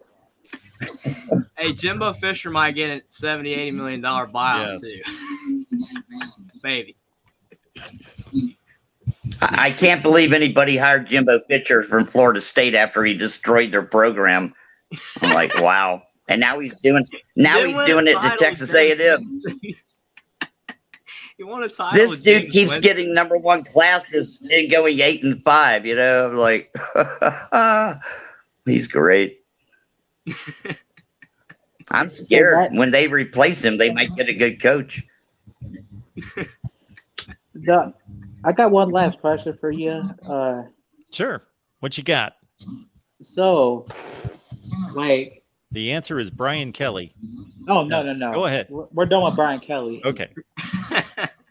When do you see Nick Saban like retiring? And do you think he'll retire after this season, or? He's got like 7 years left on his contract. I think Nick Saban keeps himself in tremendous condition as a 70-year-old. He just turned 70. He's in tremendous shape. He's smarter than all of us put together.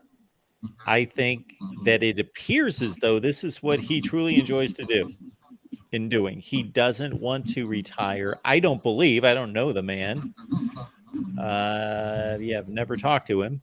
So I'm only guessing that he is going to continue until something happens with either his health or his wife's health or something. Maybe college football continues to become more of a business and more of a professional type approach that turns him off. But other than that, those are the things that I see sending him into retirement and nothing else. A lot of college basketball coaches have done that. I mean, so many of them are retired. It feels like it has to do with, the new age of the sport. Yeah, for sure.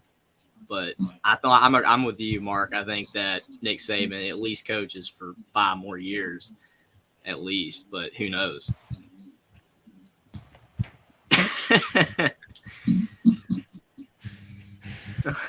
All right, Golden Playbook. We appreciate you being here tonight. And what's the guy's name? What's your name again in the blue shirt? That is Jeffrey. Oh, yeah, I didn't mean to get too offensive. I just love to talk trash. Well, Jeffrey's got a YouTube channel as well. Where can he find you there, Jeffrey? My YouTube channel is Only Talk Sports, and I talk, even though it's Only Talk Sports, I mostly just do college basketball, college football, and NFL, NBA. But I've had some people tell me I need to talk about more sports since I am called Only Talk Sports, but I didn't really get that far. But yeah, that's where I make videos over there. But definitely appreciate you if you check it out. But definitely Mark is by far, he is the definitive for college football. I mean, everybody that comes on to ask, like Mark said, trivia questions, it's not going to get it done. Mark knows what he's talking about. You should have had tons of interviews with Nick Saban already, for sure. I saw the Neil Brown one. That one was really good. Thank you. We hope to get some other ones. I don't want to state names, but we're working on a few other ones. And when I say working on them, we actually, working out schedules and so forth. So hopefully that comes together. But I appreciate that. That's very nice. Golden Playbook, we appreciate you being here. All righty. Have a great night, guys. You too. Good night. Good night.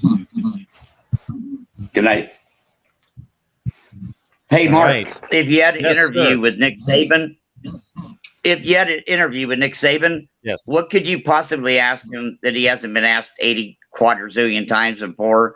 Why would you waste his time so he can go, well, I think we have a good team this year, and if we practice hard, we might be able to get it. I mean, what's he going to tell you? I think your time would be better spent. All right. Maybe just a courtesy interview. Jeffrey, take note of that. Give me an example question. Well, hang on just a second. So I want Jeffrey, he's our moderator here, that he can take note of this, that I either have the choice if Nick Saban wants to be interviewed by me to give him a courtesy interview, or that I'm not going to waste my time. Right. What are you going to ask the guy? What are you going to say? It'd just be a waste of his time and yours. Hypothetical universe, I would say to Nick, I was like, well, how would you think you would fare if you took over at the University of Indiana or University of Vanderbilt to coach football? Do you think that you could get them to 10 wins? Yes, 11 wins? that is a tremendous question, because we've talked about that. You and I have, and others, we've talked about, wouldn't it be just a phenomenal experiment to take the best coaches in college football, the real elites, and send them off to purgatory and have them try to resurrect Vanderbilt or fill in the blank, Georgia Tech or Rutgers or wherever, and that would be now that they're established, they could absolutely do it. But why would they? They're all established at other universities. If they left now, everybody would follow them.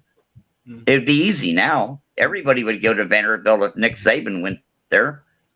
What I would ask him, George, I would say, in all these years of preparing for opponents, what head coach and coaching staff was the most difficult to prepare for because you thought that they had all their T's crossed, I's dotted, and they were the most difficult to prepare for?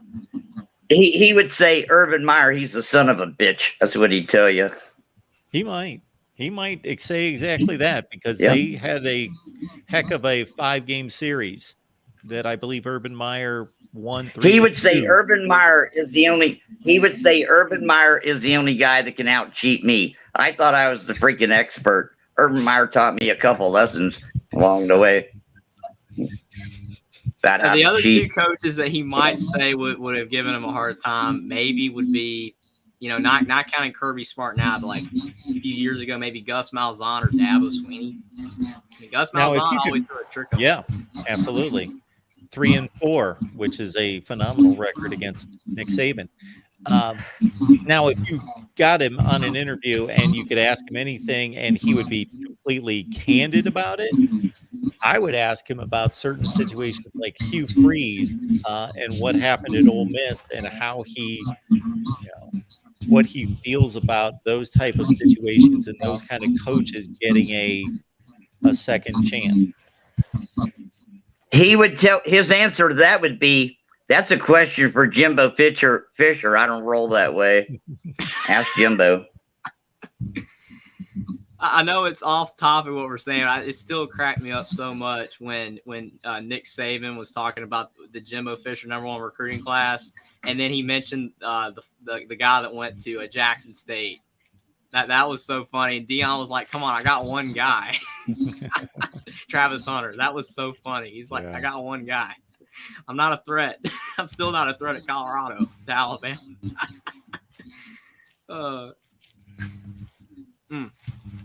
Deion Sanders is doing what I would do if I was. Deion Sanders is doing what I would do if I'm a football coach. He's making like $8 million a year from Geico or whatever that commercial he does, Aflac. And he's buying his own fucking players. That's what I'd do if I was a coach. I'll spend my whole $8 million to win a national title because I got a 7-year contract. I can do this. Why aren't they all doing that?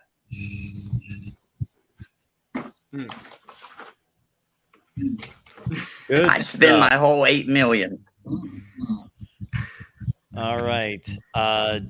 George, we're going to give you a final word, and then Jeffrey a final word, and I think we pretty much finished the night out. Well, George, what else you got for us? I haven't seen the schedules. Is Florida's schedule for 2024 out there? Yes. We'll show it to you. Wow, I can't wait to check. That's what we've been talking about. I can't wait to check that shit out. Can you read the screen, George? I can't wait. Hang on just a second. So I can't see it.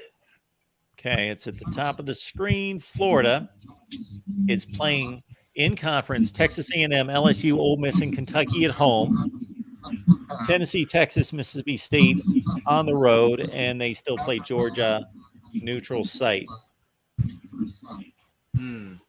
That's a hell of a schedule, man. Yeah, it really is. Damn. God bless the SEC. Florida could lose 5 or 6 of those. I mean, maybe 7 if things went really bad. Well, they can lose to all of those. I'm not worried about anything. We have Billy. I'm not worried about shit. I'm not worried. We have Billy Napier. I ain't worried about nothing. I agree with you, Mark. They could lose. Hey, every one of these. I don't think they will. Yeah, they're going to win some games, but they could lose each one of those games. There's no Vandy. There's no Missouri. There's no South Carolina, who's of course decent now, but it hasn't been long since they've not been very good. So yeah, they're missing all their teams that they typically kick around. Every single schedule I'm looking at, it looks like every team could lose every game. This is insane. My goodness. And we got to play Florida State every year. But those are all hard schedules. I don't care what team it is. Don't add another game, please. Dear God, stop already. That's why we got Florida Vanderbilt has State always too. been at the bottom. Jason is letting us know that Alabama has an easy schedule. That's because they're the best. They're at the top. Georgia, Auburn, Missouri, South Carolina. Well, if you Georgia, Tennessee, LSU. Well, that's not easy. Oklahoma might be back at that point. Well, it's not easy. It might be relatively easy compared to everybody else. No. Oh, Jason said wrong year. Did they release the next year's schedule?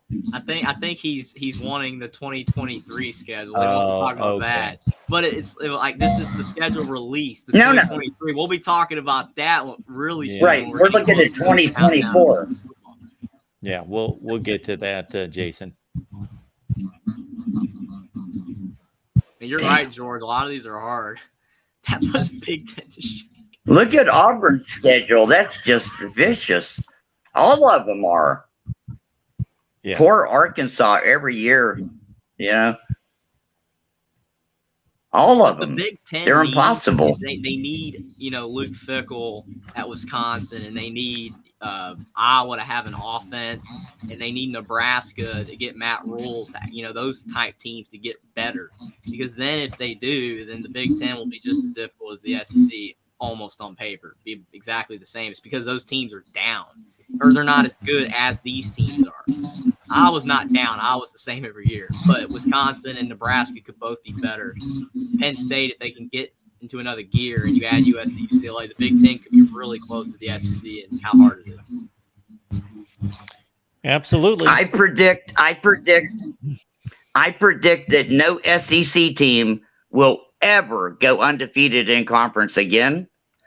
And we will have 2 or 3 teams in the playoffs with 2 losses, Screw these other conferences. Don't even play nobody. George, thanks for being here. I actually don't wait think a minute. Those are outlandish predictions. No, they're not. Hey, before we go, 5 years ago, I said I think we should pay every player on any Division I college football team $50,000 a year. You got 80 players; they all get $50,000. What's that? $4 million a year or something like that. And then if the rich guy, if the pretty boy on the team wants to get a car commercial, he can do that too. They should have did what I said, because now it's all fucked up. You're gonna have a bunch of guys that can't buy a loaf of bread, and other guys making $14 million. That's not a team sport, man. They should all get $50,000 a year. The practice squad, everybody, and because they're getting $80 billion a year from TV rights. They're gonna fuck it all up, man. They better call me. I'll tell them what to do. George used to call up and give me ideas on how we could make 7 figures here, is what you used to do. Oh, I think I remember that. It's not too late. It's never too It's late. not too late. It might be a bobblehead doll. We're going to do something, man. Mark Rogers bobblehead doll for your car dashboard. I'd have to have one. And for electric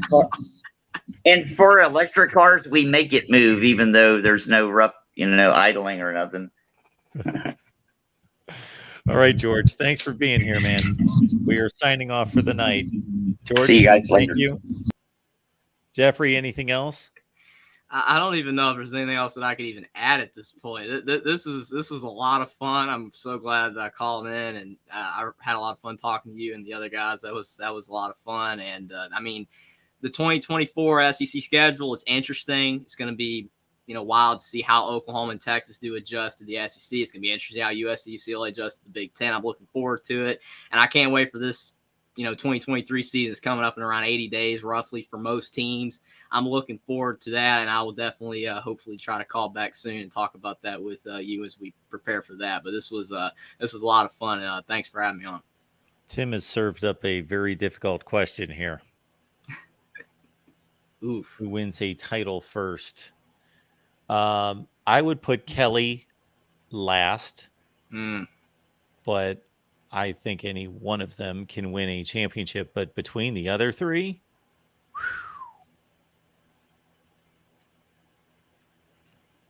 I don't want to say anything, but I would probably have to say maybe Ryan Day or Lincoln Riley, one of the two. I don't know.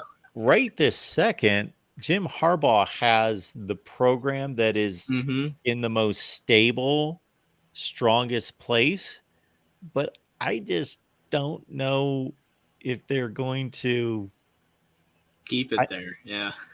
Or they need to keep going. They're not there yet. They're not Georgia. They haven't shown us that they can play a game like Ohio State played against Georgia last year, or Ohio State's played a number of times in the playoffs, or of course Lincoln Riley in USC. And I've made this comment. Maybe Tim will feel better about my commentary tonight if I'll restate what I've said a number of times, that even though I believe Ohio State's been the most consistent elite program over the last 15, 20, 50 years, and Alabama's been the best in the last, Saban years, that USC, when they are great, when they're at their best, John McKay, John Robinson, Pete Carroll, they churn out all-time great teams. It's not consistent. It's few and far between. Yeah, you're right about Michigan with Harbaugh, though. They got to do even better. But, I mean, why I said about keeping it there, I don't even know if they can keep where they're at, because the recruiting, I mean, it's really good, but it's still behind Ohio State. It's still behind, where USC is more likely going to be in most years. I mean, it's just going to be very difficult. And I think with adding USC and, in these other teams that could get better, Michigan could slip, back into that second tier with Penn State again. I don't know. We'll have to see for sure. It's going to be interesting, but I would probably have to say Ryan Day, maybe Lincoln Riley are the top two for me, but probably Ryan Day, because Ohio State was close. If they beat Georgia this past season. Love your answer, Jeffrey. I'll take your answer. Ryan Day. They win a title. What's wrong with Ryan Day's playoff record? I know on surface it's not great, the win-loss record, but you have to talk about the games. They played Clemson down to the wire in a great controversial game that came down to the last play of the game. Okay. Then they beat Clemson by 3 touchdowns the next year. They lost to Alabama in a competitive game until the second half. Then they got blown out in the fourth quarter. And then they lost this. They played Georgia better than anybody by far. What's wrong with Ryan Day's? His teams have shown up in the playoffs. No, the games haven't gone their way all the time, but that's a pretty solid showing in the playoffs. Definitely, it goes back to the margin of loss. I mean, how you lose does matter. That's kind of like when you rank the teams in the top 25 actually makes sense. How you lose does play a role. If you get beat by 50, it's worse than if you lose by 1 or on a 2-point conversion play. I mean, that's the whole argument why people said Alabama should have been in, because they barely lost to Tennessee and LSU last year. And the point that you're making right now applies extremely well to what we just saw in the playoff last year. Who played in the national championship game? TCU did. Ohio State didn't. So if you just go by that, TCU's better. They won a playoff game. But we all watched what happened, and we would have a completely different perception of that. Can you imagine if Ohio State lost to Georgia 65-7? And then then it would be Ron Day should be fired. Yeah. And then TCU would have played Georgia to a 42-41 game and lost on a missed field goal on the last play of the game. What would we be talking about right now? The perception of these would be completely different, and rightfully so. 100%. I think some of it's just, people like to play it up for sure, with Ohio State, they lost in the semifinal, but everybody knows that was essentially the national championship game. There's no other way you can spin it. I mean, I watched the national championship game and I felt so bad for TCU. I was like, I did too. Just score again. Don't end with 7. I just want them to score first, but it is what it is. But I realistically knew that TCU had no chance. I mean, you can't come on, any platform and say that before the game. You just can't say, oh, TCU is going to get blown out. When I said before the game, I was like, TCU, they can hang with them because they hung with Michigan. And since Michigan beat Ohio State and, Georgia barely beat Ohio State, on paper, TCU should be able to hang with them. But the two teams are not anywhere in the same talent realm. It's not even close. And Georgia showed what they are at their best is that. And it was a 65-7 game. And when Ohio State's at their best, when C.J. Stroud played like a Heisman winner in that game, even though he didn't win the Heisman, but that was a Heisman-like performance against Georgia. And when Marvin Harrison getting hurt, they lost. But that was a fantastic game. And Ohio State, again, I'm not going to come up here and say, oh, I'm the biggest Ohio State guy. I'm not going to say that. But they should have won the game. I mean, Texas should have beat Alabama, but they didn't last year. I mean, games like that, and I'm an Alabama fan, from family, and I'm like, I could say Alabama should have lost to Texas. It's just the way it is, but the results didn't happen that way, so there's nothing you can do. Antoine, we love Antoine. He shows up at all these shows, and he's asking about Ryan Day's record and what it is. I will tell you this. It's better than Jim Harbaugh's playoff record. Okay. Absolutely. Everything you just said makes total sense. It just... That's 65-7. It's still every so often just, I got to think about, that was a national championship score in a national. We don't every week when we watch college football, where are the 65-7 games? Well, first of all, there's hardly any of them. And when they are, it's Ohio State beat Bowling Green and Georgia beat the Citadel or College of Charleston. Those are the 65-7 games in college football from week to week. It's just that it is flabbergasting how badly they destroyed them. 100%. I mean, I think that the biggest thing for me, because I love both college basketball and college football about equally. I mean, college football, maybe by a little bit, but I love both. But college basketball, I mean, you have a national championship game, and Kansas plays Baylor 2 years ago. In the championship game, Gonzaga was undefeated. I get that they're from a smaller conference, all that kind of stuff. They lost by 18 in that game. They were undefeated, and then they lost to Baylor by 18. But in this past year's national championship game, UConn plays San Diego State, and UConn only beats them by 10 or 12. So the results aren't there. They're not blowouts like you just saw with Gonzaga TCU. The Gonzaga or Georgia TCU. Gonzaga Baylor should have been the game that was closer than San Diego State UConn, but it wasn't. That's because basketball, you can have the way better team, but you can still let the other team hang around because of the fact that your best player on that given night is not having his best shooting night. The problem with football is the line of scrimmages already ends it. TCU's offensive line couldn't hang with Georgia's D-line, and Georgia's offensive line destroyed TCU's D-line. It was not even close. I mean, Stetson Bennett had no pressure. And that's a whole other debate, and I know that you want to get off for sure. But you look at Stetson Bennett, in my mind, I know that some people think he will make it in the NFL, and you never know. But he was behind a great offensive line. He's got the best team around him. You put Stetson Bennett on Indiana, and he's hurt within 3 games. I mean, Indiana literally has not had a quarterback finish the season uninjured since Peyton Ramsey back in 2018. So Stetson Bennett, I don't know if he's going to make it in the pros. He's not big enough. It's just not there. Jeffrey, thanks for the phone call. Thanks for being here. Appreciate you. And hopefully we can talk soon. You too. I had a lot of fun. Thanks for having me on, and I can't wait to be back. This was awesome. Thank you. Have a good night. You too. Real quick, everyone, hang on for 2 seconds. You're on Amazon, almost all of you. At some point, Couple people told me this week, hey, just let people know, just clip that Amazon link, put it on your bookmark, and just keep it right there. Same shopping experience. John, thank you so much for posting this. There it is, Amazon link. Grab it and just put it somewhere where you will remember it.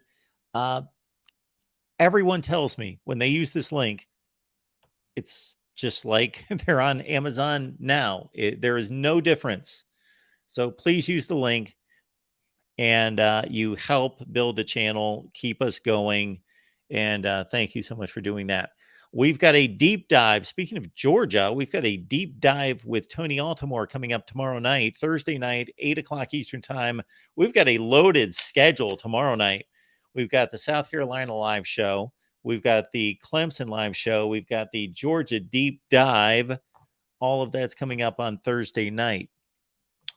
We're going to put together a Michigan-Nebraska 1997 debate show. We're going to simulcast that on the Michigan and the Nebraska channels, probably sometime on Friday night. TBD. Appreciate you being here at the Voice of College Football. Again, Amazon link. If you enjoy what we do here at the Voice of College Football, we will see you tomorrow night.